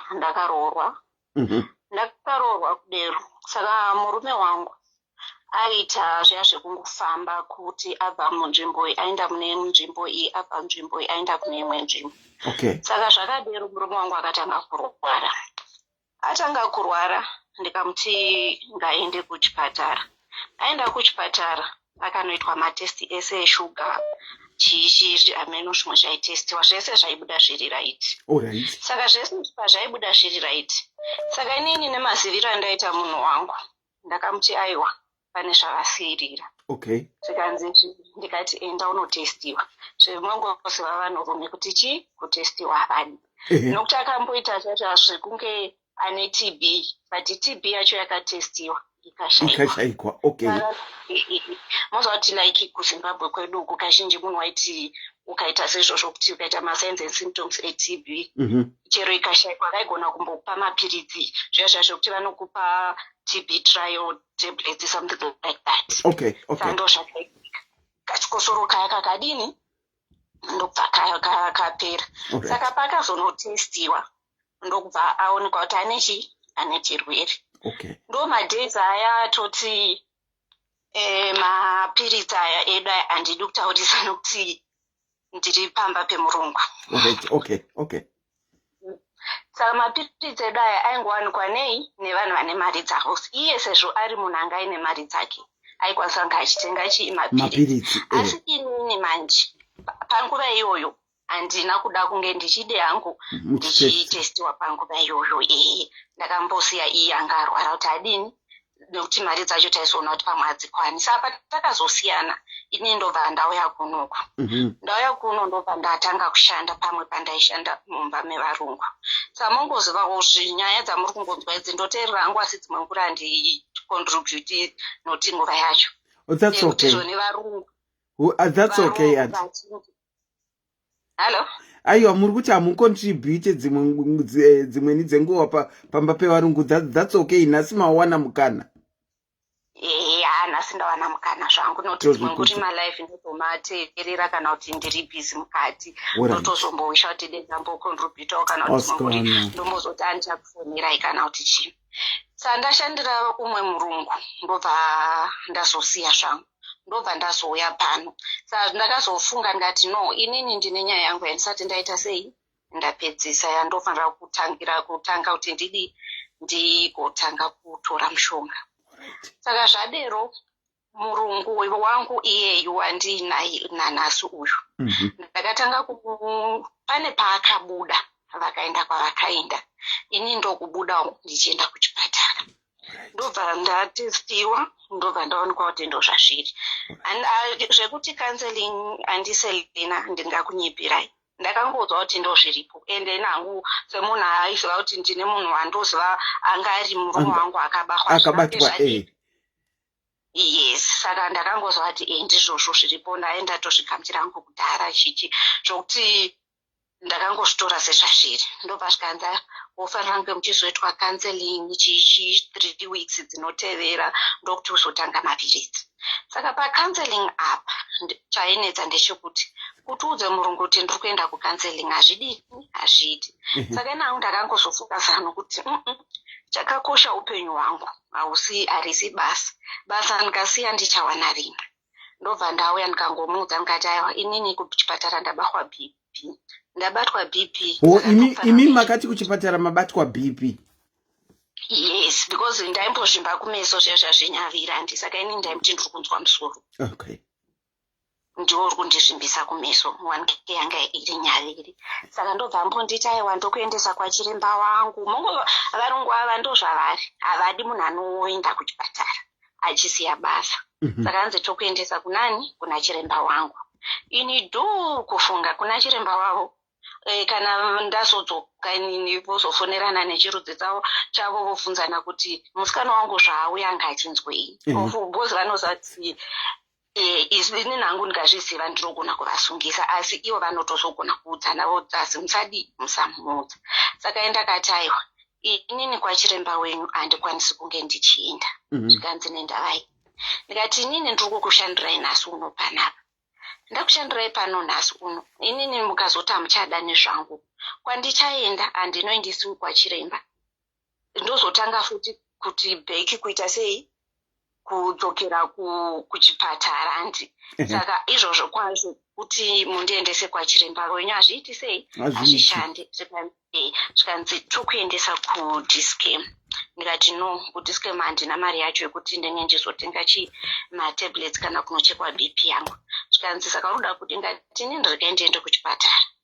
Ndobva vasongoita give up, vakati alright, enda kuchipatara kwako. Saka ndo maitiro ndakaita ndakazoenda kuchipatara ndikaitwa counseling ndikapedza ndikatanga kupuwa mapirizi. Saka inini nhasi uno ndichibva pano pachipamba ndichienda kuchipatara ndongovaudza kuti ndaita sei ndiri kunotora mapirizi angu eBP. Uchisvika vanotokuvhunza kuti BP yako iri sei? Umwe musi inenge yakakwira, umwe musi inenge iri normal. But kazhinji ndoti iri normal kuitira kuti vagoti mapirizi andiri kupiwa ari kuita sei? Ari kushanda. Nokuti ngatiramba ndichiti akakwira anoti aiwa. Saka mapirizi auri kupiwa iwo asi kudini? Asi kushanda. Saka ini ndomatorera ndongoita mapirizi angu. Saka pakazorapera pakazoita lockdown. Ndakamboitawo challenge yekuti makaba andanga ndiinawo. Post lockdown yakaita musi wa31. Kana yakaita musi wa24. Indaifanira kuenda kuchipatara musi wa31. Okay. Saka ndakuzokwanisa kuenda kuchipatara. Ndisina kwanisa kuenda kuchipatara. Ndanga ndine yangu matablets mamwe andanga ndinawo. Ndobva ndampomwa iwayo pozi patinopiwa pepe panozombosara maextras makaba. Dzimwe nguri zviya unotozokwanisa kusara kana kuti uine 3 months. Maextra makaba kana 2 months. Saka pakaperawo ndobva takanga tava mulevel ndazoti level 4 iri kana pepe kuti wanga ugona kungobudawo uchidi. Saka ivo vaiva vasingadi kuti tikwire mataxi. Saka ini weekend ndakangotora chikaba changu chematablets. Ndobva ndaenda kudiscam. Ndobva ndanotenga matablets angu. Ndikadzoka. The following month ndikatora futi chikaba changu ndikanotenga matablets angu. Ndikadzoka ndaingoenda ndichinovaratidza chini chemapirizi andaimwa. Patakazopindawo mulevel 2. Ndobva ndaudza murungu ndikati ndakufanira kudzokera kuchipatara. Zvikanzi alright, no problem. Ndichisvika kuchipatara kuya pakaita issue yekuti ndava nemwedzi yakawanda. Because inini problem yaitika ndeyekuti ndaiti ndikatenga mapirizi ndanga ndisiri kuchengeta marisiti angu. Because moziva kuti kana uchigara pamba pemunhu unofanira kuita zvinhu uri careful. Unogona kumasiti kuchisiya chirisiti chouya chowanikwa chakanyorwa mapirizi aunenge waita sei watsenga. Saka indaidambura ndokandorasa. Ndobva ndadzokera ndatori kumaclubs ikoko kungotaura kuti kuna club. Ndobva ndanotsanangura nyaya yangu akati aiwa hatichakutorise munhu aimwa mapirizi nokuti hatisi kuti waimwa. Pozi ndakatoenda ndiine mamwe zvikanzi deni wakachengeta marisiti ako, wakauya nemarisiti ako, tamaklipa pamakadhi ako. But iye zvino kuti utaure nemuromo hazviiti. Ndobva ndazonzi ndotorwa, ndobva ndambopiwa 2 months. Zvikanzi after 2 months wodzoka tokutora ropa. Saka makasikodhingurwa kuburiswa kuclub era? Yes, ndakaburiswa muclub. Ndobva ndapiwa mapirizi 2 months kuti ndimwe. Ndobva ndatanga kudzokera futi sort of kune like isu twatotorera ndika. Kune kwekuti wese wawaona ipapo hapana imwe explanation yekuti anokuudza kuti ndine shuga kana kuti BP. Munongozivana? Yes, because tinotorera pedu tega. Hakuna kuti munosangana kana chipatara chenhingekirisi chevanhu vakangoita sesu tega.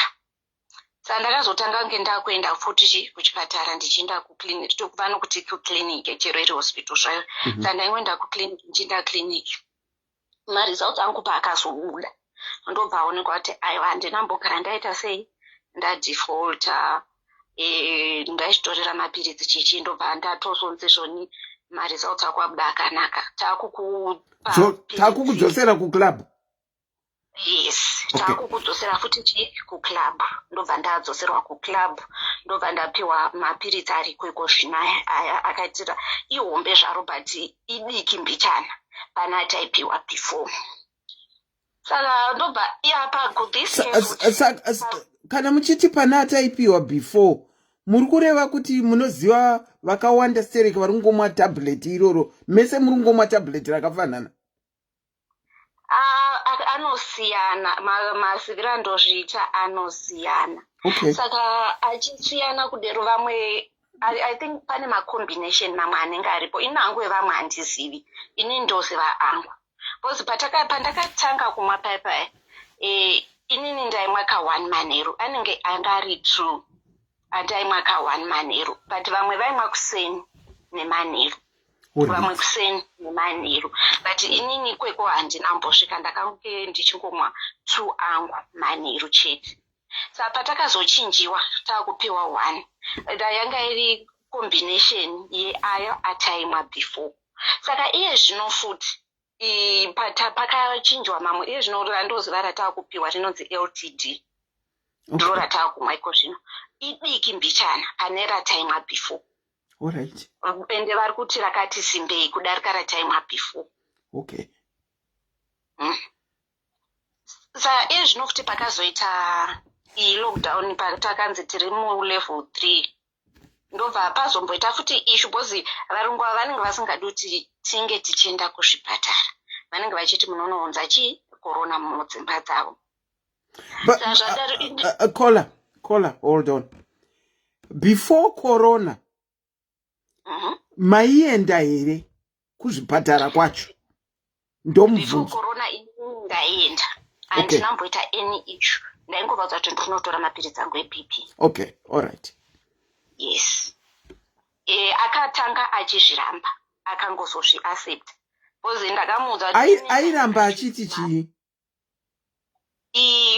Ukaenda kuchipatara anosara achizosara kana kuti nevana vangu, kana kuti anenge achiita basa ndiani. Ini unoziva kuti ndinoenda kubasa. So I would want to think that is what is happening to so many people. Ukaenda panguva yavo yavanenge vachifanirwa kushanda, vanofila unge vabirirwa mari. Ndosaka pamwe vanhu vazhinji vari kutadza kuvaudza nezvekunotora mapiritsi avo uye nezvezvirwere zvavo, which honestly is so wrong. Exactly, but inini manje andiselina ndinozvimiririra, because ndakamuudza kuti pacontract pangu, even imimi kubasa kwenyu, mwana wenyu akarwara, munopiwa time amuende kubasa, munotora time, munotora mwana muchienda naye kuchipatara. Imiwo mukarwara, of course imimi zvenyu nenyaya yekuti takasiyana kuti imi munoenda kuzvipatara kumaprivate, asi munototora zuva musingaendi kubasa. Same applies neni. Ndikarwarawo munofanira kundipa zuva rangu rekuti ndiende kuchipatara. Asi ndikarwara zvimwe andiselina, I don't mind, ndinoenda navo kuchipatara kwavo. Asi kumapiritsi angu ndinoenda ndonozvitorera mapiritsi angu, bozi kubva pakutanga ndakaona kuti ndikavasekerera handinganotori mapiritsi. Okay. Ndinofanira kutoenda kutora mapiritsi angu. Saka penyu apa mune contract letter pabasa penyu apa? Yes. Inosteta kuti ofu dzenyu dzakamira sei, lunch time dzenyu dzakamira sei? Yes, but zvizhinji kana uripo kana wazongotanga handiselina hazviteedzerwi. Saka zvava noti ndine family responsible leave handi. Ndine ma-off days angu ekuti pagore ndine ma-days akati, ma-leave days akati, and then iniwo ndine ma-sick leave angu I'm sure, I think 12 days because pamwedzi ndine 1 of which handitombomatori. Pamutemo zvavanenge vachifanira kuzondiitira ndezvekuti ini ndikasatora masick leave angu vanofanira kundibhadhara but havambokubhadhari. Vanoda kukuona uri pabasa 24/7. Saka ini ndakazotuburitsa contract yangu yatakasainirana ndikati aiwa takasainirana good for you. Ndofanira kunge ndichienda kuchipatara. Saka imimi kana muri kuda kuti ndiende kuchipatara handizoti zvichireva chii.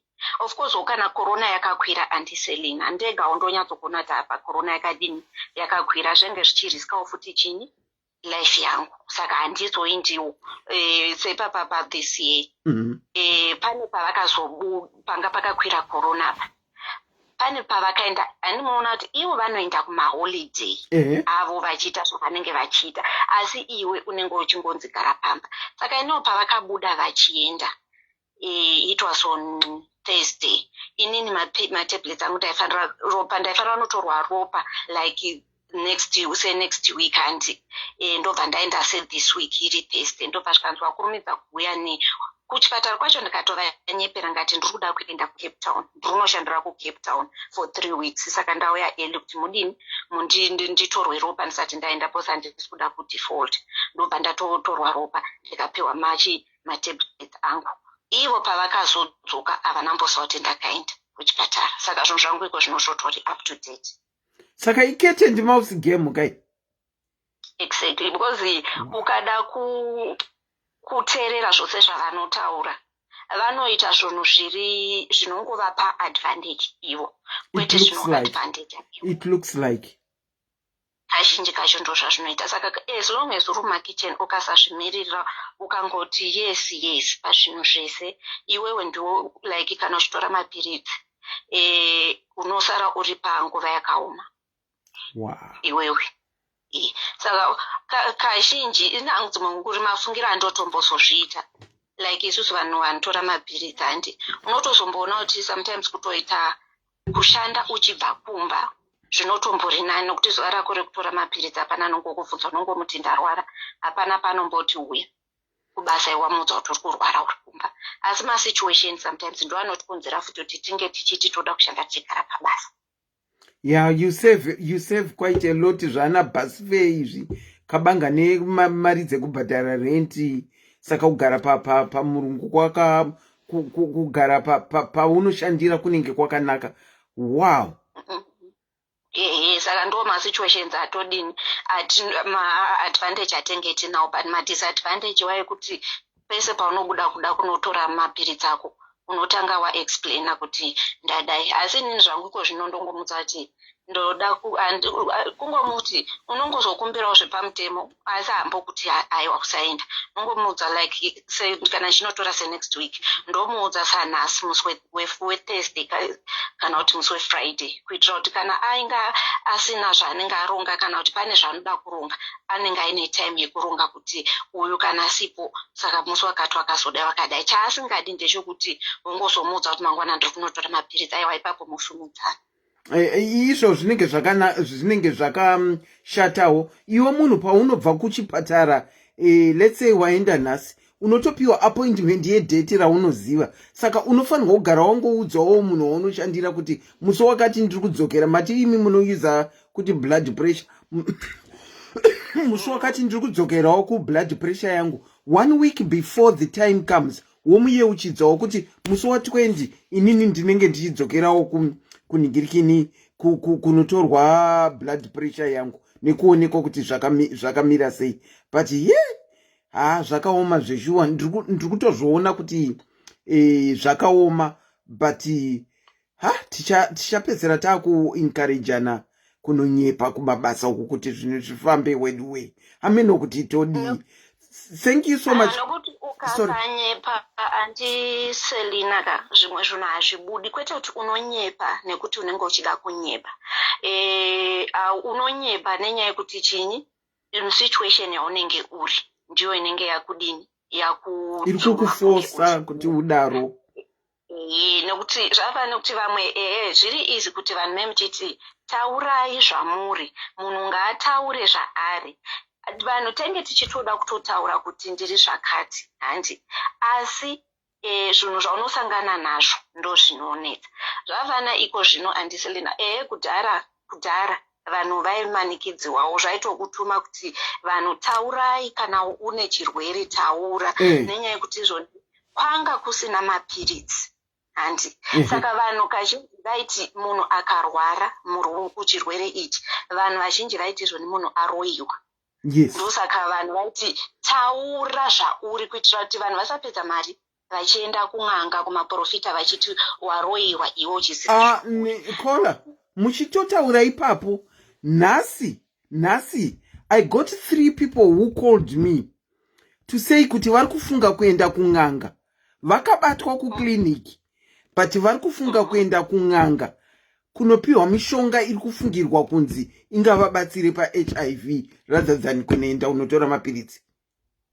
Ivavo vanhu ivava ndika vanoda kupiwa counseling, vodzidziswa, kupiwa health education yakanyatsokusimba chaiyo nekuti chero ukaenda kun'anga, n'anga ichanokuudza zvisiri izvozvo kuti tsvaka mushonga wokudai unopedza. Hapana chinhu panguva ino, hapana chinhu chiri kumbopedza chirwere ichi kunze kwokuti tora mapiritsi ako nenguva wodya nenguva.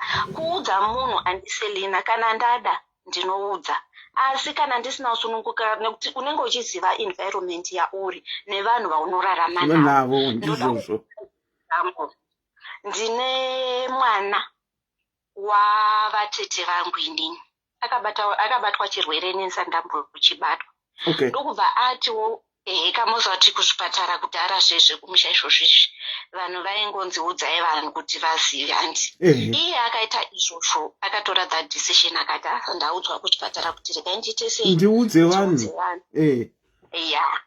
Inini ndakanga ndiriwo kwandanga ndiriwo.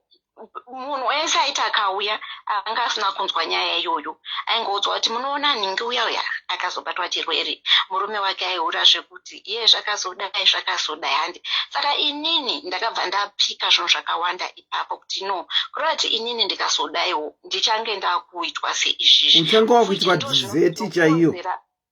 Yes, ndizvo zvinotozokonzera vamwe vanhu kuti vafe because anenge ava nestress, anenge audza vanhu achiti ndichange ndichaacceptiwa sezvandiri, but vanhu vanobva vamujaja. So zvakazoitika ndezvokuti takagara ndogara nchitaura nemwana wavatete yeye achingotaura munomboziva paipai pandakadai ngati tozvisiva ichichi. Saka ndobva ndiye munhu wani mufamily wandakabudira pachena ndakuti iwo unomboziva kuti chipo chero iniwo ndinoita sei ndinowawo. Yes, akandirambira ndikati aiwa ndotokuudzai imimi mufamily ndimi chete munhu wandaudza kuti ndozvandiri nekuti imiwo muri kumwa I know kuti hamufi makandijaja ende ina handina kumbokujajai. The reason why ndakuudzai munoziva nzira yamakafamba nayo kuti vanhu vakakuitai sei, vakakutaurai vakadai of which ini ndaitonzwawo tsitsi. So inini nemi tava mulaini rimwe chete. Ini ndinoma imi munomwa, hapana munhu ari kuzojaja munhu. Ini ndikandizofa kana kuti imi muchasumuka munoudza kuti vanhu musambozvinetsa, munhu yakandiudza kuti zvakati. There is no need yekuti ndiudze vanhu 50 sekunonzi vanozondifonera kuti imwa mushonga. Kuchipatara kwatinoitwa counseling handi tinotoudzwa kuti nguva yakati kumwa mushonga kana yakwana imwa mushonga wako. Mazuva ekutanga unoseta alarm, but kana zvava muropa andiselina even ndisati ndadya chikafu chemanheru ndotozva kuti nguva yangu yakwana, zvino chero ndikamwa ndisati ndadya hazvina zvazvondiafekta. Hazvina zvazvondiafekta as long as nguva yangu yakwana meno zvinongoitika zvega kuti ndofanira kunge ndichimwa. Saka zviya zvekuudza vanhu vese zviya vamwe vanhu vari kuzofa andiselina nenyaya yekuti zvaanozosangana nazvo achinge audza vanhu hazvisiri izvo zvaanenge akatarisira. Ndizvozvo, you are right. Uchimwa mapiritsi ako uchitevedzera zvinodiwa, ukaudza munhu wako 1 kana kuti ukaudza vanhu vako 2, handimboone paine problem. Okay. Nekuti kujajiwa kunoitwa vanhu andiselina ndakazvionera, handina kunzwa achitonzi wakatora here inonzi funeral police, uzive kuti unokaruka wangofa ndo maitikirwo aizvaita, unongokaruka wafa. Ari kuramba achingozvara vana ari kuramba achingozvara vana vake vari kukura here kana kuti ari kuzvara zvima-FTT zvezvozvi. So kujajiwa kwakaitiwa handini hakuna kundimirira mushe. Kwakamuafektawo. Yes, kwakamuafekta. Chero isusu tanga tisiri musituation zvakatotiafektawo. Saka izvozvo zvinotoita kuti munhu unozofunga otherwise kuti saka chandaizozvitaurira chii. Saka ini ndakatozomudza kuti imi makaita mistake. Pamai kudhara vanhu vainzi taura nekuti vanhu vaingoti kuroyiwa. Iye zvino hapana kuroyiwa. Mwai mapiritsi enyu makanyarara. Yeah, stereki zveshuwa. Hey, thank you so much for sharing your story, Kola. Yes, Auntie Selina. Ndatenda. A very good night to you. Okay, thank you. Yeah, pane dambudziko ratinaro hombe stereki, especially revanhu vari kuSouth Africa. Okay.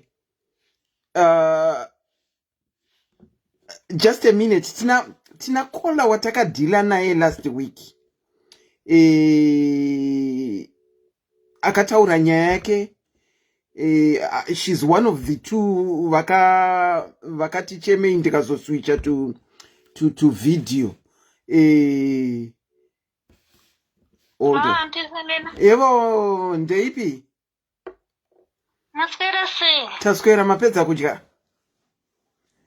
Yeah, ndapedza. Okay, last week you were on the show and you shared your story. Yeah. And we have been talking to background. I just thought I would bring you back for you kungopa nigirikini feedback. Uyu akachema zvekuti uyu musikana uyu ari papa. Zvaakachema zviya ndamubata pakati in fact ndiye akandibata. Achitoti anti ndira kubvunza musikana uya wokugura mapiritsi kuti ari sei. So akatenga akutobvunzira umwe munhu akanga afona pashow kuti ari sei, which I found very ndingati chiko kuti aitonzwira someone and yet iye anga ari musituation. Ndangoti nditi upe feedback kune ma diaries kuti how has it been after you spoke. You explained something to me. Kuti no, go on. I'll give the floor to you so that you can give a feedback to my diaries. Yeah, after that it's like show yeah. The tune yanga first time yangu kushare kutaura na someone richishare zvandiri and munongoziva zvinhu zvinorwadza according kuti unongo wakasangana nazvo sei. Nguva zhinji unoda kutsanangura nazvo zvinosvika pakubata. Sorry Kola, ingotipa brief just a brief summary of kuti wakachiwana sei so that people will know which Kola we are talking to. Inini ndini Kola akafona last week. Ndichiti ndakadanana nemukomana ndichigara kwaMutare. Ndichigara kwaMutare mukomana achigara kuHarare. Then mukomana akazondihamba tangosangana kamwe chete achibva angondisiya. Handana kuzobatika futi pafoni. Okay. You can go on to narrate what the week has been for you after sharing your story. After sharing my story, the next day it was very hard for me. Even kushanda ndaishanda zvangu but ndanyatsonzwa kuti hey, it's not easy. Ndangoshanda sindinzwa ndakaremerwa. But kuzoramba muchindifonera kwamakaita muchindifonera muchindibatawo ndichitaura. Izvi nekunga ndakazodzokorodza futi kumalive kuya ndikadzokorodza kwakatangira live ndichiteererawo dzimwe nyaya dzaitaura vamwe vanhu. Ndikatanga kunzwisisawo kuti handiziri ndega ndiri this situation. Ndozvimwe zvinhu zvakandibatsira. I think that live ndakaidzokorodza kana kaita katatu that live. Okay. ndichidzokorodza kubva payakatangira ndichingonzwa vanhu vachisheya ende mumwe mukadzi uyeya wekutaura nyaya yake wekunyora bhuku uya akaitawo kuti ndibatsirike zvikurusa. Okay. Okay. Zvakandibatsira izvi ndiri kutoshanda. I'm okay now.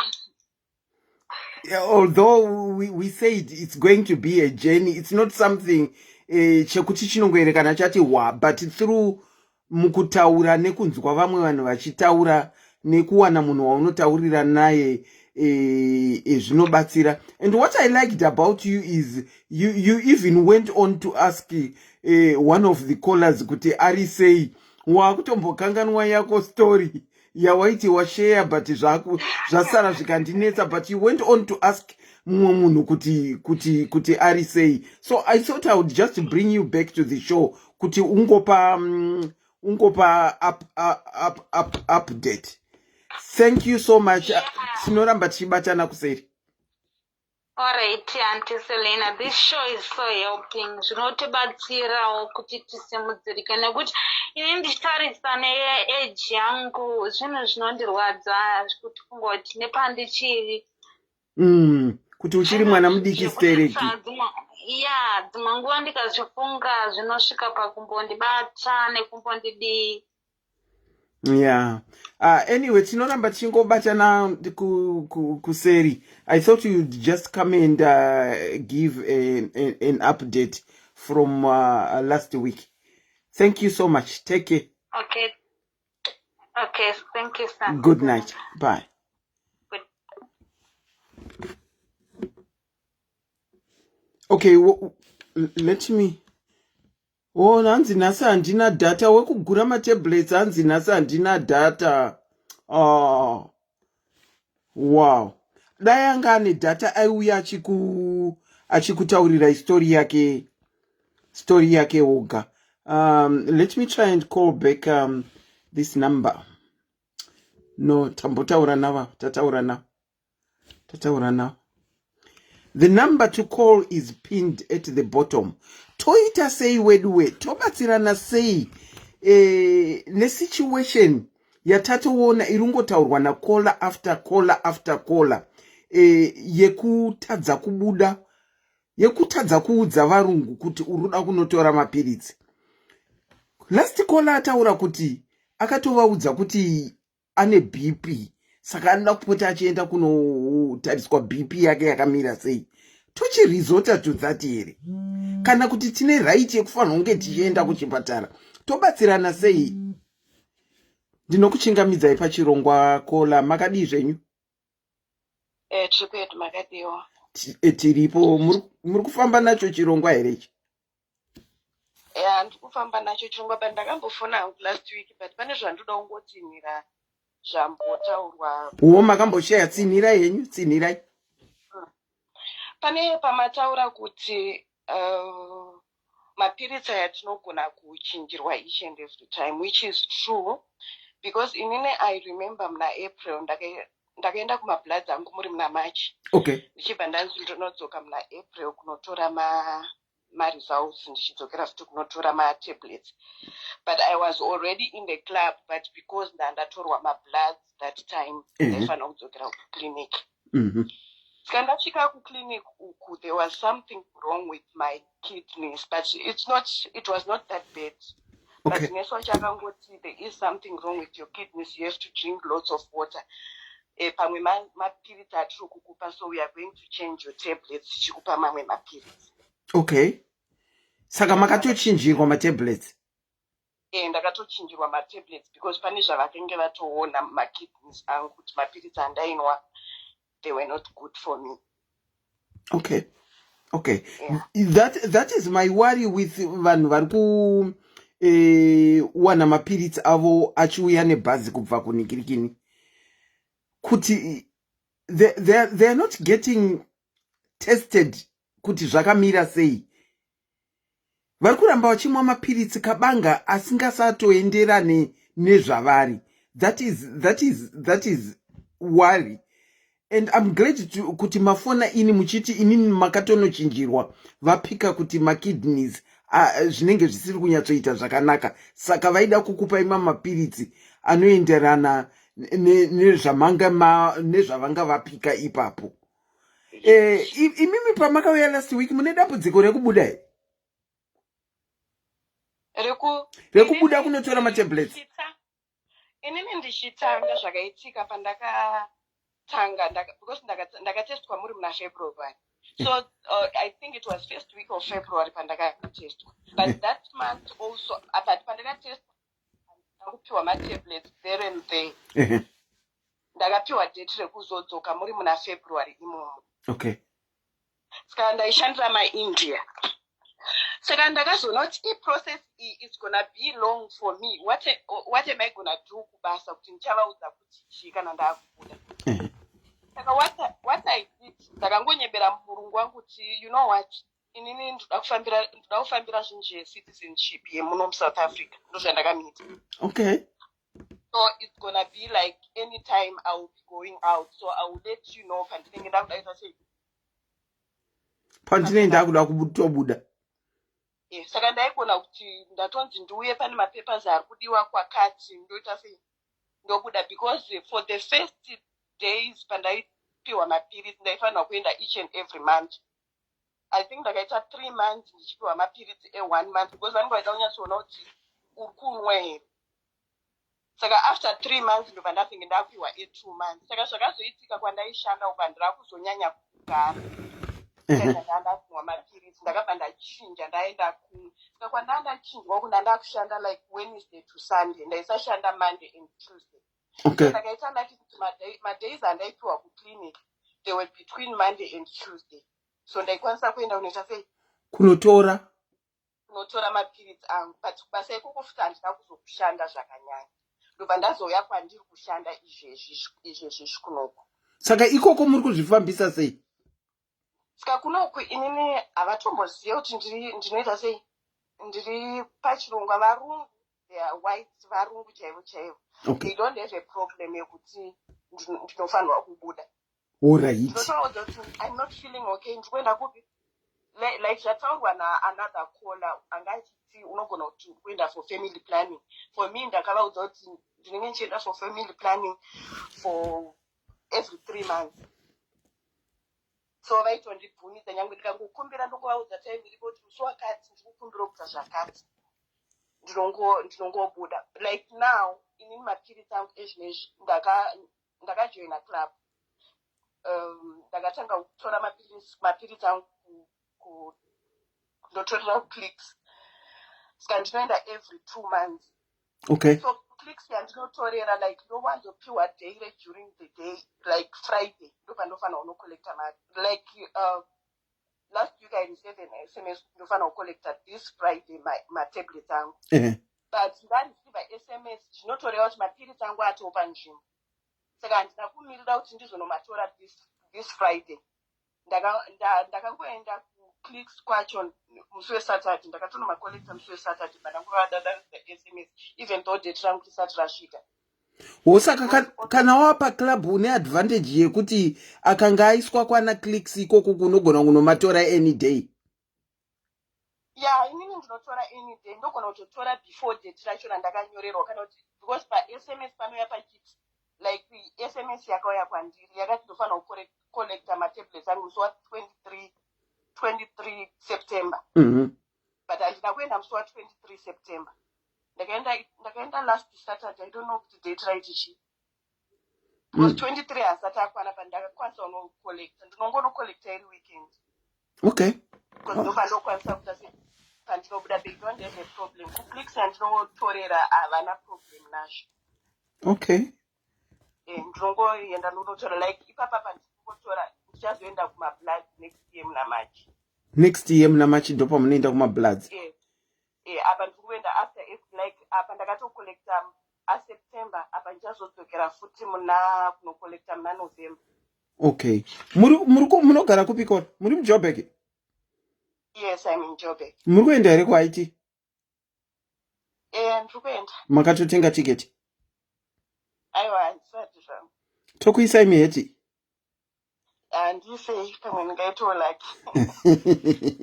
All right, then thank you for coming back and sharing, clarifying kuti makatochinjirwa mapiritsi nekuti vakanga vaona something pakidney penyu. Yeah, true. Okay. Thank you. Take care. A very good night to you. Mungochengetwa number yangu kuitira kuti kana makupinzwa group mune makuzoti ava they are always atori pachirongwa munongochengeta manamba I think evanhu vanenge vakafona kuti tisazo okay tingoipinza mugroup. I think it will be also easy.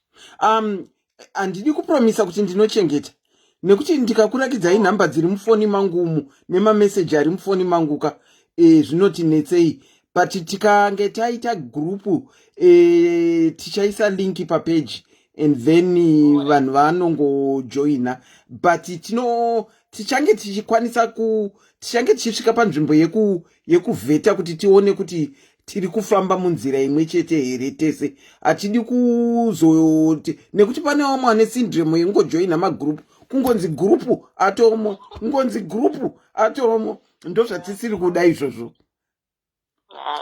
Tinenge tichida kusapotana kana tese tiri kufamba nechirongwa. Nekuti isi kuzoti tiri kufamba nechirongwa munhu ari kutaura yake ari kutowanda kuti muri kumbotaura nezvei izvozvo tinenge tisingadi, saka tichaisa linki. Kana kuti mumwe munhu anenge akutotora mascreenshot akutofambiswa kuti amukusivere kuti vari pachirongwa. Yeah, anotora mascreenshots ari mugrupu. Inini ndine foni, handitauri kuti ndine foni yerudzi. Anongotora screenshot chete. Be rest assured I will know who you are because my phone can tell kuti atora screenshot yegrupu ndiani. Saka tobva tagara taudzana. Aiwa, tichaisa linki. Thank you so much for sharing. A very good night to you. Thank you so much. Same to you. Thank you. All right. Dambudziko rekubuda tichienda kuvarungu iri rinenge riri kutonetsa. Todiko naro. Toita seiko, tochiita nyeperation game here inova isina kunaka yatisinga encourage. Asi todi varungu vari kunetsa. Kuvaudza basa muri kuti rinopera. Kuti ubude uende kuchipatara. Havadi kuti ubude uchienda kuchipatara. Mune contract letters here sakola uya ataura kuti ndine contract letter. Tinokuchingamidzai pachirongwa madekwane akanaka musi wechipiri. Makadini? Hello? Tiripo. Muri kutekaira murimo here muchirongwa?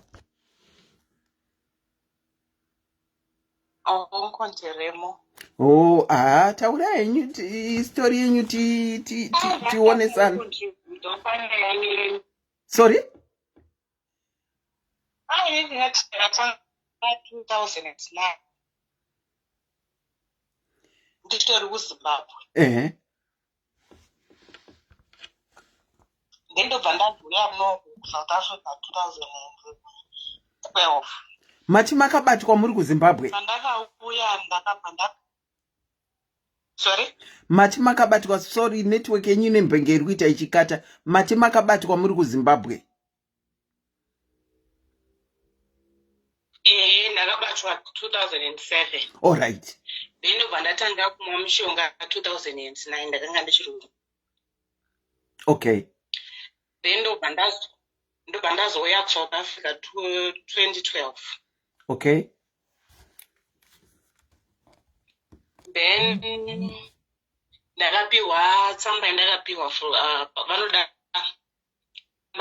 inongoratidza kuti zvoni waimwa matablets akaita seIGG. Okay. Vandaenda kuclinic ndobva ndanovapa. Ndobva vandipa matablets iwayo. Ndabva ndaita sei ndobva ndamwa nguva yakati rebei. Then pane madesi andaenda kuita chiveve. Vandichinjira matablets. Madesi amama kuita chi? Chinjira matablets. Chiveve. Yeah, chiveve. Okay. Then ndobva ndachinjirwa matablets andakapiwa. Then kubva ipapo basa ndandisina problem zvangu ndaingoti zvindinga sei ndakunobayiwa drip. imi maibuda muchiti muri kunobayiwa dhepo. Ehe, saka murungu aitoziva kuti zvini ndiri kunobayiwa dhepo. Dambudziko rakauyawo pandokudhauni yekutanga pandaida kuti ndibudewo ndiende kuchipatara ndakati ndoda kunobayiwa dhepo rangu. Murungu akati kiliniki hazviite uzi kune vanhu vakaita sei vakawanda. Ndakatakurwa ndisirelina ndikaendeswa kunobayiwa dhepo imwe famasi. Ndabayiswa dhepo riya randanga ndisingadi parinondirwarisa sei. Ndadzoka paya ndakufunga manje kuti saka ndoita sei panapa. Ndikati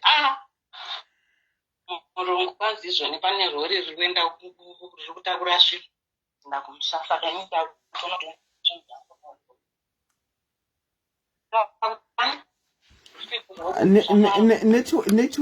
network yenyu iri kuita. Can you hear the caller? Can you hear her? Muri kumunzwa here caller? Caller muri kumunzwa here? Ndipewo ma thumbs up kana muri kumunzwa. Kana tiri kufambirana pa same level. Okay, vanenge vari kukunzwai. Regai ndikudzoserei kumashure. Mati imimi manga muri kubuda muchingonotora matablets enyu. Asi maibuda muchiti muri kunotora muri kunobayiwa dhepo. Saka pano pauya lockdown murungu akati hazviite kuti ubude uchinobayiwa dhepo rako, chirega tikuendese isusu unobayiwa dhepo. Asi imimi mamusiri kubayiwa dhepo. Kwakutoenda along nemurungu kwakutonobayiwawo dhepo. Kuti ndichavarambira last minute zvisingaiti. Saka ndakatongonobayiwa.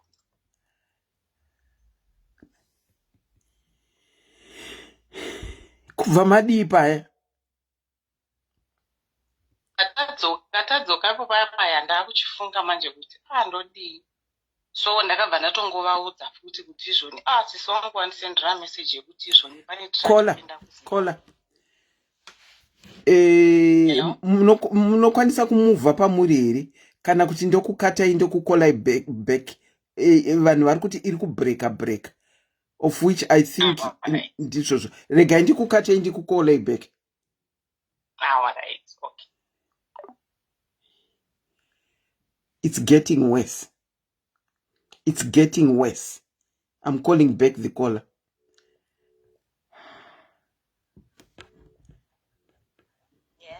Hello, andeitione kuti okay here.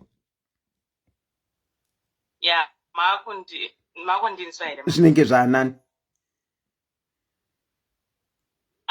Ndandoda kungocontributewo zvangu pakuti pakunotora matablets for sure it's a challenge.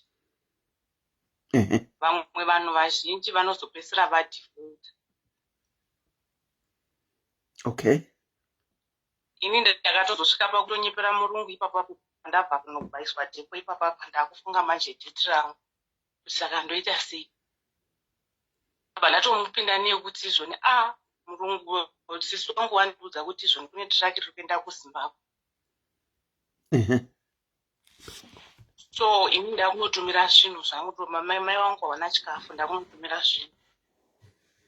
Vatozongoti it's fine. So ndakabva ndakurumidza kubuda ndobva ndatoenda kuchipatara kwangu ndobva ndatosvika kuita zvinhu zvangu. So from there ndakabva ndaiswa kumadispensary ikoko kurungotaura vanhu vazhinji kwekuti izvoni kuclub kumadispensary unoenda 2 times uchipiwa 2 months then unofanira kuti uzodzoka kuclinic check up. All right. Like ipapa ndakacollecta musuno ndakabva kunocollecta ndichanocollecta futi. Then from there handichazoendi kumadispensary ndinoenda kufanira kuti ndiende kuclinic kucheck up. Saka kucheck up pamuchange makubuda muchienda kucheck up muchaudza murungu yekuti chii papa? Traki izvozvo. Munobuda muchiti muri sorry kola sorry.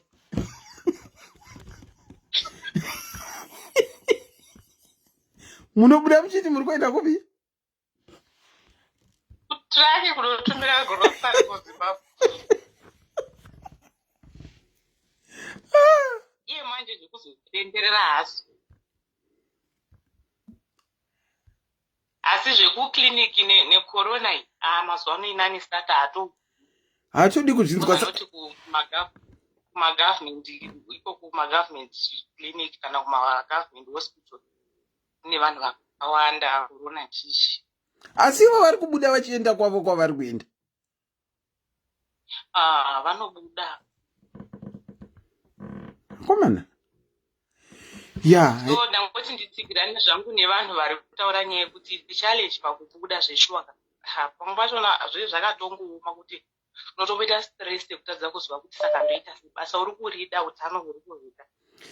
Kuseka nhamo unge rugare wedu. Thank you so much Kola for sharing your story. Hanzi naKola ndinobuda ndichiti ndiri kuendesa grocery. Akana yere Kola seka. Kuseka nhamo unge rugare shu. Vanobuda vachiti vari kuendesa grocery rekumusha kumatiraki huko. Vamwe vanobuda vachiti vari kuenda unobayiwa dhepo asi vakatozonoribayiwa zveshuwa. Mwari wangu. Aparo ndirwarisa mufunge ndakarwara sei ndigotanga kubleeda zvisingaitira gara ariwirira nene. Mazvita nekushare regai tinzwe kuti vamwe vari kubuda vachiti vari kuenda kupi. Thank you so much Kola. Alright, maseka ka. Tinokuchingamidzai pachirongwa Kola makadini. Yes. Kuyakata seiko. Regai tivafonere bheki. Vakomana. Kutoruka zvidhoiri pasina shinda. Tinokuchingamidzai pachirongwa Kola makadini. Ndiripo zvangu Selina makadini. Aiwa tiripo hedu. Muripo here kana kuti muda kusheyawo? Inini ndangoti share bits and pieces. Okay. Andisi mazera vazhinji vari kukola nenyaya dzatiri kutaura idzi. They're living with HIV. Yes. Ndatokura ndine 66 years. 66 years. Yes, and I've been following your program. Okay. And I'm one person who's been living with HIV for makore akawanda chaizvo. Okay, mama. Ndinoto nevana vatokura vato masadzimba nemadzibaba. Matone vazukuru. Okay. It's a very interesting topic. Mandistingi namba yangu maiona kwandiri. Ndiri kuiona. But ndiri yokumusha. Zvakanaka imama. Inini ndidangoda kushare zvangu because andidi kuwanza mashoko pandidangobatsira vari kurarama nechirwere ichi.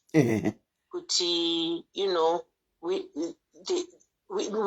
meet a lot of challenges kana uchangotanga sezvandakaitawo inini, but inini jeni yangu inogona kunge yakati siyanei iri kutaurwa nevazhinji. Inini ndakadiagnoswa 1996. Okay. Ndiri kumusha. Ipapo ndakangorwara anzi mashingles.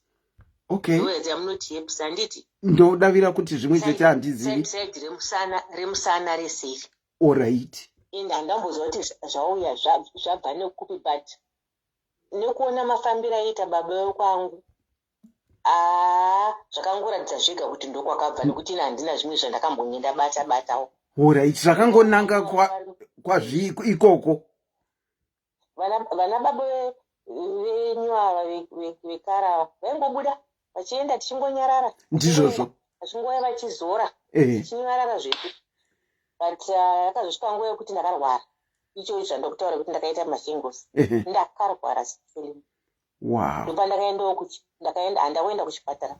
Inini ndaidhira nemaprivate doctors. All right. Mandanoteswa kanzi izvi munotoone chirwere. Handina kupanika. Ndangozvitambira. Ndikabva ndanzi izvo but chirwere pamuri apa hapasi pokuti mungaende pamushonga right now. Alright. Nekuti CD4 count yenyu ichiri nani. Okay. Zviro zvenyu muri kunzi muri HIV positive. So ndakagara 96, 97, 98 ndichishanda zvinhu zvichifamba. Ndichishanda tichiita zvinhu zvedu. Hatisi vanhu vanga vachitambudzika uye handisi munhu anga achitambudzika. Zvakanaka. I looked after myself. But baba vekwedu vaifamba. Mabasa avo avaita, vaenda vachinorara kuko vachidi chimbonesana chidaro, asi munongozo mazera edu aita ishingirira. Ndizvozvo. Tasingaite zviro kana munhu anga anditira izvo ndobuda ndoenda hamo. Maybe if I had done that those years, I wouldn't be where I am right now. Because ndaishingirira kuti ndirerere vana vangu. Ndizvozvo. Vagozonditorawo vagozondichengetawo mangwana sekuchengeta kwandiri kuitwa kuno ndiri kuplazi iko kwamaona pafona. So yakazosvika nguva yekuti 2000 kuma 2000 ndakangorwara ndaita mota pano padhuze nepaAnas. Pandatoenda kwechemba ndikatono kanzi mune mota totonokucheka imota renyiri. Toona kuti torishina but titokucheka makarariswa. Ndobva ndarariswa ndobva ndachekwa. Pandakachekwa ndikatofunga kuti ndiri right, ndinofanira kudzokera hangu kumba ndichitoita carry on with my day to day. After a few months ndabva kuchekwa mota irori, parangariri pacho pasingaite siselina. Andakutaurira zita racho. Mataura. Wow. Pakatanga kurwadza. Ndofunga after about 6-7 months pakatanga kurwadza futi. Zvekurwadza zvekuvhita. Pandadzokera kwachiremba. Zvikanzi izvo ndachitokutsvagai. Maresults enyu kuti takaita biopsy nemamota amakaita mukaonekwa muine cancer. Saka totoise pachemotherapy. Ndo ikoko kuma 2000. Ini manje ndikati chemotherapy. Unoziva kumusha unenge wakungozezwa kuti zvinoita sei. Ndobva ndangoti it's okay. Ndatomhanya taada kuenda kuchemotherapy. Fortunately zvimwe zvacho handichada kuti ndinyanye kuzvitsinira because vamwe vanobva vazopika kuti ndiani because vanoziva nyaya yacho. Aiwa, munogona kuita muchijamba mama. It's okay. Taurai zvamuri comfortable kutaura imimi. Ndakangoitawo fortunate kuti ndakakwanisa kuuya kwenyu kwamuri ikokoko. Alright. Ipapo pandakanzi izvo because ndakaona kuti kupiswa ndiri kuZimbabwe pomwe zvasingazobuda mushe. Nekuti mhuri yangu yanga iriko kumazera okufamba kwava kusinganetsi munozviziva imi. Ndobva ndatongokwirawo ndikabva ndauya ikoko. Ndikabva ndarapwa ndikabva zvikanzi zveshuwa asi hatikuisei pachemo straight tisati taitawo matesti edu munoziva kunyika kwenyu kwamuri. Havamhanyire izvozvo vakati wabva kuthird world tombotanga takuita matesti. Aiwa, kuno ndozvavari kana wabva wadhiagnoswa ukauya uchiti uri kuda kurapirwa kuno because mama wangu akambouya 2016. Aiwa, vaine ma-x-ray nematsamba zvese tikatanga from scratch. Ndobva ndaendwa matesti angu ese zvese vakacheka pese pavaida kucheka kuti vaonoti kenza iri kubva papi. Ndobva vakanzi zveshuwa kenza iripo unotofanira kuita sei kuti kutange chemotherapy. Vacheka saizvozvo ndobva vatora futi ropa ndobva vaita izvozvo zvema-HIV izvi. Zvikanzi une HIV ati tiri kuona unge une TB. Zvese zvasangana manje. Asi vakandirapa. Ndakarapwa handidi kunyeperera. Kunyika kwenyu kunorapwa ikokoko. Aiwa, vanorapa. Ndakarapwa. Ndakaita 6 months ndichiitwa chemotherapy ndichienda kuclinic hospital kuchipatara. Ndichiitwa chemo every Thursday. Ndichidzokera kumba. Vakadaro ndapedza chemo zvikanzi tokutanga mushonga weTB. Ndobva ndatanga futi mushonga weTB. Munoziva kurema kwazvava zvakaita siselina kuti uri kumwa mushonga, uri kumwa mushonga, ukuriko pakimo. Ndakamboita nguva yakaoma zvokuti vaiva vazondiona ndichirwara vaifunga kuti ndiri kufa. Vaitotumira meseji kumusha kuti gadzirirai mukutambira box. Oh, shame. But ndakaitirwa nyasha, ndakarapwa, ndikapora, ndikatodzokera kumusha, ndakupuwa mushonga yangu.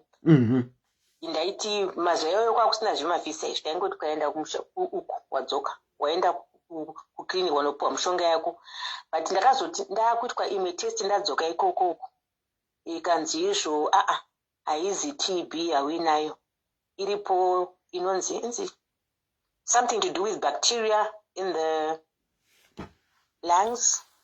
Okay. Ndibva ndatostopwa mapirisi eTB. Pandakangostopawo zvapera. Handisina ndakadonha bvudzi, musoro wese ukasara usina chinhu. Nekimo. Maoko akaita black, pasi petsoka pakaita black. Wow. Mukanwa mukaita black. Asi ndasingazivi kuti ndokutopora kwacho kwandaita ikoko. Wow. Asi handakuregedza mushonga, ndira kuedza kutsinira kuti ipapo mushonga nandatotanga. Nanhasi ndiri pamushonga, ndiri pachirongwa chandinomwa rimwe chete pazuva. Muripo nanhasi. Fungai nanhasi tiri 2021 ikuno kwandiri. Unfortunately sekurongwa kwangu ndakazosiyana nawo. Iko kunyika kwenyiko koko. Okay. Because zvinhu zvanga zvisafambe zvakanaka. Ndadzokera zvangu kumusha. Ndakagara makore. Ndibva ndazosangana nevasekuru vamukuona ndinawo papikicha awo kuchechi. Ndatone 58, 59 ndikatoroorwa ndikachata. Well done, mama. Saka ndiri kuti kuvasikana nevakomana vari kurarama chirwere ichi, soldier on, don't default on your pills, be honest to yourself. You can tell whoever you want about your status, hazviurayi. Kana uchida kuwanikwa, taurira mumwe wako, muenda mese munoteswa, mokanselewa, munofara mukabudirana pachena. But be always positive nechirwere icho chichi. And musaregedze kumwa mishonga yenyu yamunenge manzi munwe, musadefault. Ndine urombo nevari kuwana dambudziko nemaemployers avo kuti vataure chokwadi kuti vada kunotora mapirisi. It's a challenge, but soldier on and keep going. Munoita zvamunokwanisa kuita as long as mukwanisa kutora mishonga yenyu musinga default. Ndoka experience kangu anada ngoshare nemi kuti mama ndatoona makore ewayo. Mati muri 66 ka? Hongo. Mama vati vari 66. Havana kuti 58. Yes. Mama vati be true to yourself, not to anyone else. When it comes to medication, be true to yourself, because you are taking the medication for yourself. Mama vane makore akawanda vari pamedication yavo. Zviya zvatakataura tichiti HIV, human immunodeficiency virus, is a condition in which progressive failure of the immune system allows life-threatening opportunistic infections and cancers to thrive. Tane quite a number of people vataira kuti vakabatwa HIV asi vakazobatwa cancer futi, which means to my infections tino thrive kana one HIV zvokuti tunenge twatoona opportunity yeku manifesta chaizvo kana wabatwa HIV zvokuti tunotozo mushroom into something else like cancers. Saka mama blood pressure tinayo. Tinayo blood pressure. Tinayo. Ana sugar variko? Yes. Kunyango kanzi une sugar, be true to yourself, not to anyone else. Yes, yes. I think mama is an inspiration. She is 66. Vakabatwa muna 1996. Vakatozobatwa cancer pamusoro pazvo yavakaitirwa kimo yekuti vakadonha bvudzi. Vachiri kutora medication yavo. Vakaona murume wavainaye inini chete ndiri kuvaona nesmile. You're so beautiful mama, nesmile yavo. Vakaona mumwe wavo wavakatozororana naye, vakabudirana naye pachena kuti ndozvavari. Saka be true to you, not to next person, but to yourself. Yes. Mama, thank you so much for sharing your story. You're welcome. You're welcome. Thank you for bringing up this on your platform. I'm sure it's helping a lot of people. And all the best. Thank you. Take care. Good morning, good evening. I'm not sure what time it is, wherever. Good afternoon. Yeah. Good afternoon to you, Mama. Stay blessed. Thank you so much for sharing your story. Bye. Bye. Weduwe kana mama vari 66 vachitora. Ngatiwanirwe nyasha isusu vechidiki vari kutambudzika nekutora matablets kuti tinge tichitora. Hanzi namama, be true to yourself. Tichiri kuda kubata kuti toita sei kuti vanhu vakwanise kubuda vachinotora matablets zvisina kukahadzika. Toita sei? Tobatsirana sei? Tinokuchingamidzai pachirongwa kola makadini. Tiri right, muri sei? Anti ndafona ndina mama wangu panapa. Muna mama. I'm so proud of her. Yes. Vari kupi mama? Vaisei kapa phone aska. Vari kutoya pa phone. Mapirita vanogara pa TV. Tinenge tingomaona tichingodongorera tichingoona arikuitwa hosho nevazukuru. Mapirita mama anogara pa TV. Zvavo tichimaona tese vazukuru vanotoita hosho koko mapirita enya. Memunzwe nyaya. Zvakanakai. Makadini anti? Tinokuchingamidzai pachirongwa mama, makadini? Ndiripo zvangu makadini. Tiripo zvakanaka kunge tichigreswa nana mama pa platform. Zvinoti encourage uye kuencourage vechidiki kuti kana ana mama vari kuzviita. If ana mama are diding it, why can't we also did it? Mama famba ine bhora renyu tinzwe. Anditi kataura izvenyu ini ndatochengetwa ini. I'm proud of myself auntie because ndakatongozvitambira kuti ndizvo zvatovapo. Well done. Ndichakwanisa kuzviita. Makabata vane makore ndakabatwa 2003. 2003. Okay. Kumwa mushonga wangu zvakanaka kana nyangwe ndichifamba ndochinhu chandotanga kuisa mubhegi ichocho. Tinozvikudza zvangu asingarongedza mushonga wangu. Asi pamakabatwa mama, pamakabatwa makambova nekunetsekana here nekukahadzika here pakutora mishonga? Pandakabatwa chaipo anti zvakatombondinetsa. Ndakatombotora ndofunga kunge makore 3 ndichitadza kana kuudza munhu kuti ndizvo zvandave. Kusvika ndakazotanga manje ndakasimba zvokuti saka ndakazotanga manje kungoperezeka kuti nditi chii chaindirwadza. Hapana chaindirwadza. Ndakaona kuti zvaakunyanya kana ndikanga ndanorara kutsoka uko kumakumbo kuchivava zvisingaiti. Saka ndobva ndazosvika pakuudza mumwe munin'ina wangu. Ndabva ndati inini ka handikunzwa zvakanaka but ndiri kufungira zvakati. Zvikanzi ko makabatwa rini? Ndikati gore riya rarwara murume wangu stereki riya. Zvikanzi kwenga asi ndakakukomekedzai because yakanga aita zvecounseling. Ndakakubvunzai kuti pafamba sei? Mukati aiwa ndadzoka zvese zvanzi zviri right. Ndikati ndaitonyepa paya. Okay. Saka ndobva azofonera amai vangu nababa vangu. Ndobva azovafonera munin'ina wangu uya. Baba ndobva vati ndozvandogara ndichikukurudzirai vanangu kuti musavanze zvinhu zvakadai so kana zvichinge zvaitika. Hatikushore nekuti haunawo kuzvida wazviwanawo. Saka chitongozvigamuchira. Saka munin'ina wangu anogara kunyika yandiri. Ndobva baba vamukomekedza vakati chifamba naye kuti ikoko kwauri ikoko anokwanisa kuwana mushonga here. Saka ndobva ndakatangirawo kufamba zvokuti ndiwane mushonga. Eni ndichienda kuchipatara ndakangosikovaudza kuti inini ndiri kurwara but ndofunga zvakati zvikanzi makambotestwa here, ndikati hongu. Zvikanzi alright, tichakupai kansela, mumbotaura nakansela. Kansela weye akanga anditi ndofanirwa kuuya for 3 weeks. Ndongosarudza day 1 randinenge ndichienda pasvondo pega pega. Saka ndakangokanselwa for 1 week chete, daily 1. Ndobva vatonditi imimi mune more information about HIV.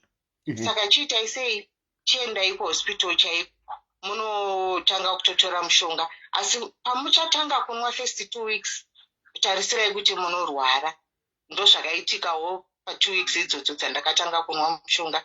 Saka kubva ipapo kusvika nanhasi ndiri kunwa mushonga yangu zvakanaka. Kutoti kana ndikanotariswa ropa rangu vari kutoona kuti rakutongoti hatisi kuona kuti chirwere chirimwe. Ndipo kudzoserai kumashure, pamakatanga kutora makati makaudzwa kunzi ungangorwara, maka experience kurwara kwakaita sei pamakatanga kutora kana muchiri kurangarira? Ndisati ndatanga kunwa mushonga ndakamboita herpes. Okay. Saka pandakatanga futi kunwa mushonga ndobva herpes iya yabuda. Saka yakazobuda yakawanda zvokuti kumusana kuichinorova nechekuzamu. Alright. Okay. Saka aiwa ndichitotadza kana kudya kana kuita sei, but ndaingozvisimbisa kuti ndakaudzwa kunzi mapiritsi aya achakambokurwarisa because the system yako kuti imbopika ijaire. Plus ndanga ndanyanya kudzikira zvokuti CD4 yangu yakanga iri low zvekuti. Alright. Asi iko zvino mango on and on hamuna problem yamuinayo? Handina kana dambudziko. Ndinokwanisawo kubvunza kuti mune makore mangani mama? Ndakakwanisa 50 gore rineri. Alright. Well done to you mama. Ndiri kutoona vana venyu they are so, musikana atifonera uyu atimirai mutaure namama wangu, they are so proud of you and they love you makangodaro mufunge mama. Well done to you mama. Kana kubasa chaiko handina kana dambudziko. Ndakambotya kuti manje ndinotanga kuvaudza sei kuti ndizvo zvandiri, because ndaipota ndichikumbira kuti ndiri kukumbira zuva ndoda kuenda unotora mushonga, ndiri kukumbira zuva vakapedzera vakufunga kuti pamwe ndiri kutsvaga basa samuye. Saka mushonga makavaudza kuti mushonga wei here apa? Handina, ndakangotora kadhi rangu randinoenda rine maappointments date yangu ekuhospital. Ndobva ndaenda nawo kubasa, ndobva ndavadenza, ndobva ndavagarisa kubodroom. Ndikati inini ndiri chronic patient, ini handisi kutsvaga basa zvamuri kufunga kuti ndiri kutsvaga basa. Noti vakanga vafunga kuti ndikati handisi kutsvaga, kana ndakutsvaga basa ndokudzai kuti ndakutsvaga basa ndauda kubva pano. Asi pari zvinaika kuti ritest. Kadhi rangu iri rine zita rangu nenhamba yangu, iyi nhamba yekuhospital, mukwanisa kufona kuti munzwe kuti zveshuwa here vane patient yakadai. Zvikanzi aiwa, saka iko nezvi ndikangovaudza kuti ndiri kuenda kunotora mushonga, vanobva kunyange ndikanzwa kuti nhasi handisida kuenda kubasa ndinongovafonera kuti ndakafonerwa nezuro ndichingosvika kumba zvikanzi ndiuye kuhospital, saka ndiri kutoenda kuhospital izvozvi ndiri kumba zvangu. Tinotenda venyu havanetse vanokubvumirai kuenda, but well done to you mama and well done to your daughters. Vanotoseka nezvazvo kuti kunyange vazukuru vari kutotambisa mapiritsi vachiita sehosho. Vanototambisa. Ndakavagarisa pasi ndikavaudza ndikati vanangu ndizvo zvazviri izvezvizvo. Ndinotora zvangu mushonga wangu makuseni. Saka pamwe makuseni ndotombobuda ndakutoenda kubasa ndozofunga kuti ndakanganwa. Saka ndakazoita system yekuti ndinogarisa mamwe mubhegi. Mamwe ndinawo kumba kutoti ndikakanganwa ndiri murodi panongosvika kwandiri kusvika kwega mubva mamwe. Ivava vafona vane shuga asi vanotombokanganwa kunwa shuga, zvineni handikanganisi. Munin'ina wangu ane shuga uyu? Aiwa munin'ina haukanganwe kumwa mapiritsi ako eshuga handiti kana ari padhuze anomwiwa. Aripo padhuze. Mapiritsi ngaamwiwe. Thank you so much for sharing your story mama. Munoinspire vechidiki kuti vakurudzirike kuti tino accepta nguva dzakasiyana uye takatosikwa takadaro. Asi kana tichionana mama vari kutishera paplatform zvinoencourage vechidiki kuti kana mama vambenga vachitaura mashure menyu vane 66 mune 50 vachitomwa ende vakangozvitora sezvazviri ende vanotaura vakasununguka. Koini mwana mudiki ndichine upenyu hwakareba ndiri kutadzirei? Inini vanhu iko zvine zvanditi ndikatovaudza kuti ndizvo zvandirika vanototi muri kunyepa, hazvibvumike, muri kutinyepera, muri kutinyepera. Vandozobvumba pamwe vaona chigaba chakuitwa hosho pavanotozobvuma. Izvezvi vana vangu ivava mazuva ano vari kutoti mama muri kunyanya kusimba, mama muri kunyanya kusimba, takukuisai padaiti. Ndikati ndisiyei ndakadaro. Well done to you, mama, and thank you for sharing your story. Zvakanaka. A very good night to you. Okay, same to you. Thank you. Bye. Bye. Pana ambobvunza kuti asi varume havana. Varume vanacho. Asi kushare kunonetsa. I think paimwe live yatakataura ndichiti ndabatwa nevarume vakawanda. Vachitobvuma kuti muri kutiti tine ego. Ego tinayo. Ego tinayo. But varume vazhinji vaiti haisimbori priority yedu. We don't lose sleep kudzwa kunzi tine AIDS because we have got mamwe pressing issues anototinetsa. Saka ndo varume ava. Saka gore ravachawanirwawo nyasha kuti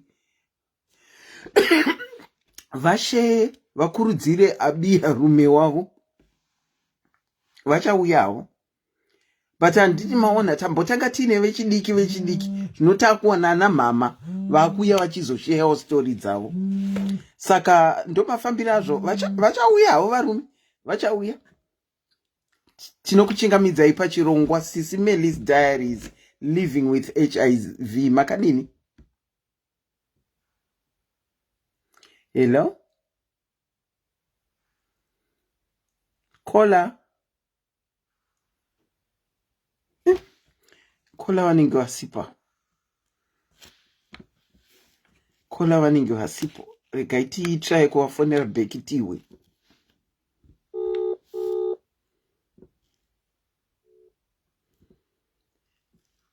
Hello? Kola tinokuchingamidzai pachirongwa yanga yakangonyarara kakuti zi.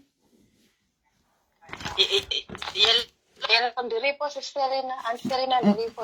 Muripo makadi zvenyaskana? Ndiripo makadi zvenyu, tisu tirimo tikufamba muchirongwa ichi. Muri kufamba muchirongwa, tipirei tinzwe yenyu, makazviziva seiko? Mukazozvitambira seiko? Uye muri sei kusvika pari zvino?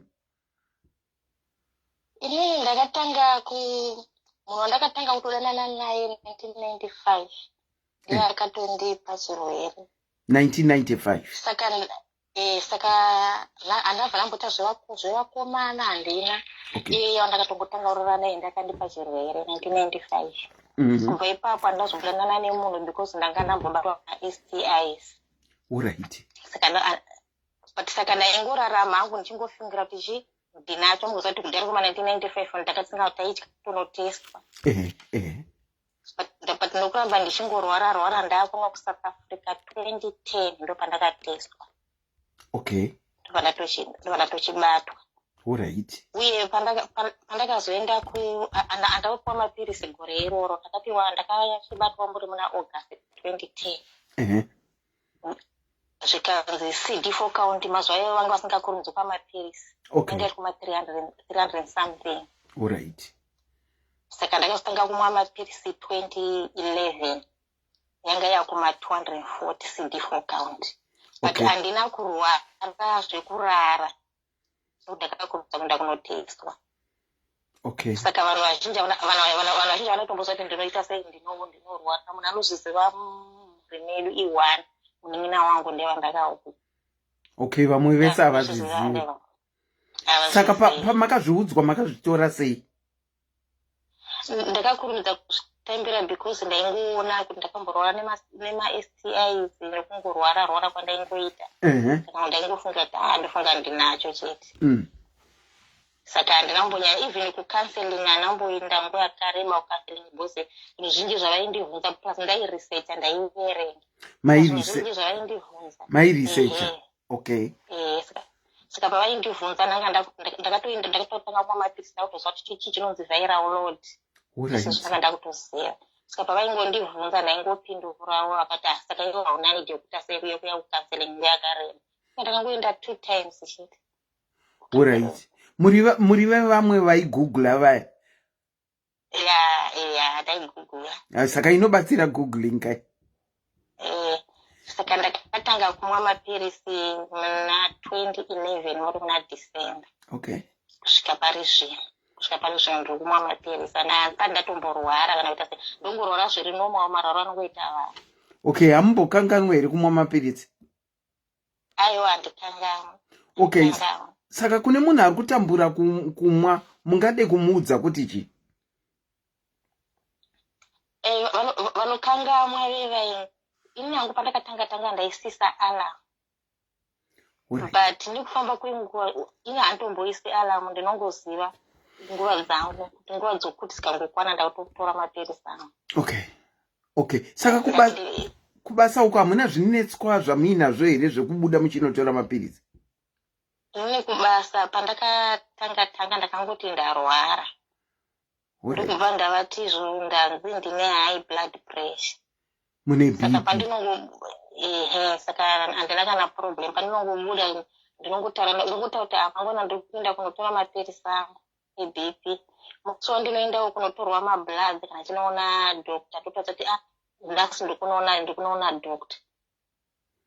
Alright. Saka handina kana problem. Saka andondibvunza kuti yositoenda kutora mapirisi ako ndoti aiwa tetrangu ndoromuso kuti ndiri kuenda.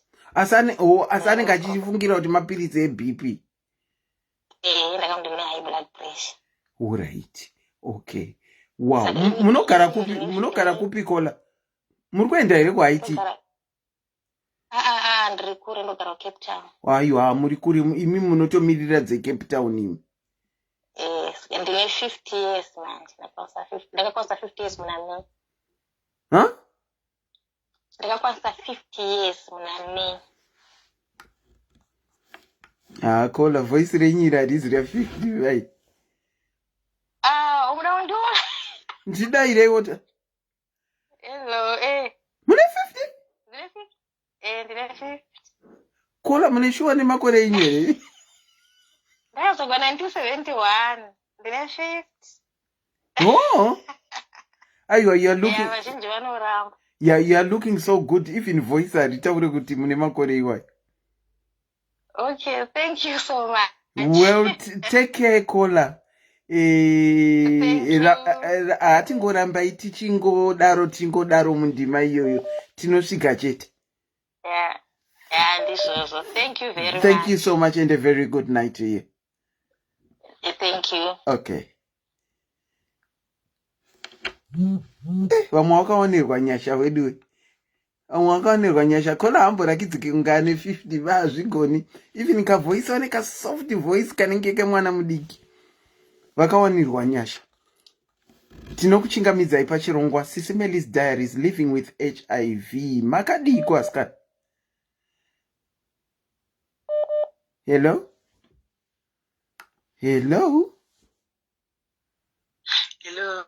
Makadi, vasikana tu vari papicture apa ndinovaziva. Mawaziva ndakamboshiya nyaya yangu apa ndaida kundopita nyaya yekuenda kuchipatara. Okay, aiwa ndakuziva ismail dzenyu idzo. Very infectious. Sure, maita basi. Hande hedu mberi. Ini ndechingoti pamwe kuda vanhu kana vachinhingirikana zviya vachitanga basa usati watanga basa painterview kangoudza murungu kuchokwadi ndonasoti vanhu vanozvinzwisisa because yezvino vanhu vanotonzwisisa kuti obvious haugoni kupomera mumwe munhu kana mwana chaiye. Ini pano pandoshanda ndakavaudza chokwadi from day one. Iye zvino ndatova ne7 years ndichivashandira hatina kana problem. Ndototi kana ndabva kuchipatara ndotonyora pabhodi kuti ndoenda musi wakati havana kana problem. Chimwana chidiki ndo chinotombokomplaina kuna mai vacho chiti tete havadi kisi zviye zvokungoavoidawo kuti nezvandiri but umwe wacho vanototi why saka unasotokungoudza murungu chokwadi kunenge kwakanaka unenge usina problem because unosarudza kuti upenyu hwakakosha kudarika basa rowanikwa rini. Okay, saka makangomuudza muchapinda pabasa kuti ndozvamuri painterview achitori nenhombo yake akati iyoyo haisi problem. Ndikatomuudza zvese kuti murume wangu akashaya soso ende inini am HIV positive nevana 2 akati iyoyo haisiri kana any problem. Saka kubva day 1 she trust me so a lot nenyaya iyoyo because ndakamuudza chokwadi. makawanirwa nyasha kola nekuti akakunzi saka izvezvo hai andobvunza kuti mendarini ndotonyora pabhodhi ndotomureminder futi ndotomuti next week ndokuenda ngoti no problem. Wow, aiwa makawanirwa nyasha. Munomutitenderawo kumurungu wenyu muti vekwaSIS MELLY's diaries vanga vachiti thank you kuti vanokupai nguva. Zvokwadi munomutenda nekuti zvamurungonzwa vanhu vari kutatarika kuti vanobuda sei. Sure, chokwadi ichocho amaita basi. Tatenda kola. Zvakanaka. Thank you. Varungu vari kunetsa wedu havadi zveshuwo. Tochienda kunorara. Let me take this call. Tinokuchingamidzai pachirongwa SIS MELLY's diaries living with HIV. Makadini? Tiri pedu makadiwo. Ndini musikana wayo ndakambofona last time chiti ndakazvarwa ndine chirwere. Alright. So chandoda kutaura ndechekuti pane vamwe vangu vachibvunza kuti mune varume here vanacho chirwere ichi. Anditi inini ndakaona kuti inini hangu pachezvangu ndikadana nemunhu akandida ndinomuudza status yangu kuti ndiri positive. Anditi so varume vazhinji anozobuda pachena kuti nino ndo zvandiri. Anditi vashoma ndo vanozokudza kuti ndiri right. Uzobvunza saka toita sei handikwanisi uvoice zvaita sei hazvo zvapera. But varume vazhinji vanonwa havakwanisi kuti vatuudze nekuda kwokuti nesuwo wachona tinenge takavigawo status yedu. Saka kuvigirana nakuvigirana. Andimazvona. So kune vanga vachibvunza kuti saka varume vari positive here. Variko asi havakwanisi kuti vatuudze posi nesuwo tichivanyeperawo. So patinovasununguka tichivaudza maresults edu handiti munhu anobva asununguka kukuudza neako. I think ndo tikwanise kubatsirana kuti wangu ndo zvaari. I think that's a fact yamataura kuti ngatisununguke isusu kutaura kuti ndo zvatiri. Unoona ivo vachisunungukawo kutaura. Because I think pakashaya anoudza mumwe kuti ndinacho ndo panoita problem ipapo. Ndo panoita problem ipapo ndo pamunozona mumwe maybe akunwa akaviga mwakudidi bose atina kubudirana pachena. Ife nyange ukaona kuti mumwe wako ari negative handiti munoenda kuchipatara munonopiwa prep nemauchionesana kuti todii handiti ari kuti munhu anozonwa mapiritsi akavigira mumwe. It's not good. It's not. Imi kubasa kwenyu kunobudika here kunotora mapiritsi? Inini hangu ndoshandira ndega ndishandira. Makadaro ndimi yokushaya nenyaya yekuti baba munodavira kuti ndoko wamakachiona kuvabereki? Okay. Aiwa, saka muri if you are your own boss then amuna problem. But thank you so much. Thank you so much for sharing zvamashare izvozvizvi. Okay, you're welcome. Tatenda, have a good night caller. Ndofunga tikachiwinda off. Inini wacho ndakutodzana nehope. Nezuro manheru ndakamboenda unoshanda. Nhasi ndaswera ndiri busy throughout the day. Saka, I think we can wrap up. And as I said, admin team ya approve SIS MELLY's diaries HIV support group. Saka kana group rafomwa link richa availwa. Saka kana taku ask for more detail to determine kuti sure ukupinda mgroup unacho. Tinenge tichitraya kusafeguarda vanenge vari mugrupu, nekuti hatizodi vanhu vari kuuya kuzongonzwa zviri kutaurwa chete, ivo vasitomborina. Kueducatana, tinogona kuuya tichieducatana pano, tichionesana kuita kudzivirira vanenge vasati vapinda mazviri. Asi support group richange riri rekusapota avo vakutorarama nacho. The 4 programs that we have done on HIV, tanzwa nyaya, vane nzeve dzekunzwa vanzwa, vavhura pfungwa dzavo kudzidza vadzidza, kunyangwe vasati vachiwana. Ndinodavira kuti vapika 1 2 3 4 things zvokuita look out to. Tati ngatinotest, tiri kukurudzirana kuti ngatinotestwai. Ndakutovhara chirongwa, ndakuita wind up unfortunately. Ngatinotestwai every now and then if we know that we are sexually active. Inini hangu pachangu ndinokurudzira kuti kana uri waonana nemunhu wako, kumubudira pachena, asi zviri kwauri, asi kubuda pachena kunoita free your mind, yekufungira kuti zvino zvandinacho zvino iye. Musikana wakupedzisira uyo ati akazvarwa ainacho, tanzwa achiti ukaudza mumwe unonzwa ivo vakutoresponda wachiti neni ndinacho, which makes life easy. Saka ngatinotestwa iwedu way, uziwe mamiriro awaita. Nhasi tagreswa paplatform nana mother too, vane makore kuti unozvibvunza kuti saka ndoitori nyaya. Oldest mama watanga tinawo vati vane 66, vane nguva vachinwa. Mukumwa, think about yourself and not anyone else, because the life is yours. Tinorarama upenyu humwe chete. Saka I'm encouraging each and every one akanditarisa kuti weduwe, chirwere chiriku chakangofanana nezvimwe zvirwere zvinongotorerwa mapiritsi. Ana BP tiri kungotora, vana shuga vari kungotorerwa mapiritsi. Chese chirwere chinotorerwa mapiritsi chirwere chinotouraya. Saka ukange uri parejimu yako yekumwa mapiritsi zvakanaka, ndinodavira kuti unokunda. Asi problem yatichinayo ndeyekuti tawana dambudziko rekuti vazhinji vari kutadza kubuda kumabasa kunotora mapiritsi avo. Paita vasheya manyepo avo avanotaura kuti vabude vaenda kunotora mapiritsi.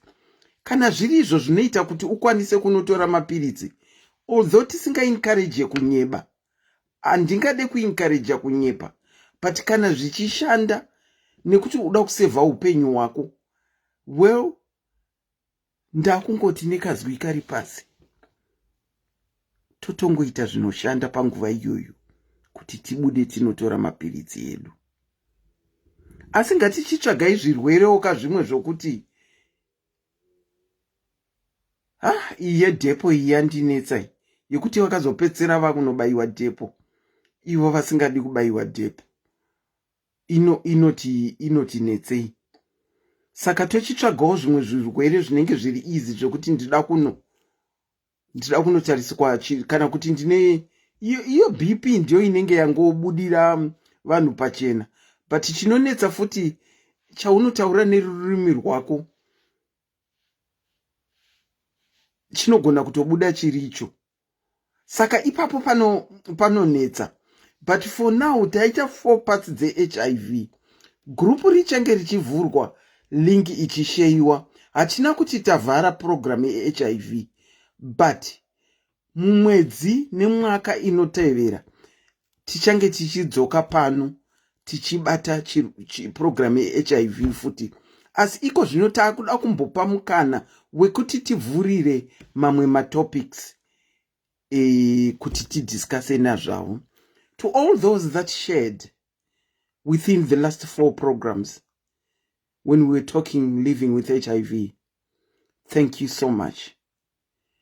To all those that didn't share, thank you still, because you were in the background listening to other people. Zvakangonaka zvakadaro. Ngatino-test kwai. Ngatiwanirwe nyasha dzekutaurira mumwe wedu kana tamuwana kuti ina handina kumira zvakanaka. Nekuti anokuda wakadaro. Asingakude, they were not meant for you. Vanongofamba. Having said all that, I wish everyone who is taking their medication the best, whether it be a BP, a sugar, a HIV. Be true to yourself. Until we meet again on Thursday, from me, it's a very good night. But tomorrow, tune in, because SIS MELLY will be on the platform. Usual time, 7 p.m. South African time.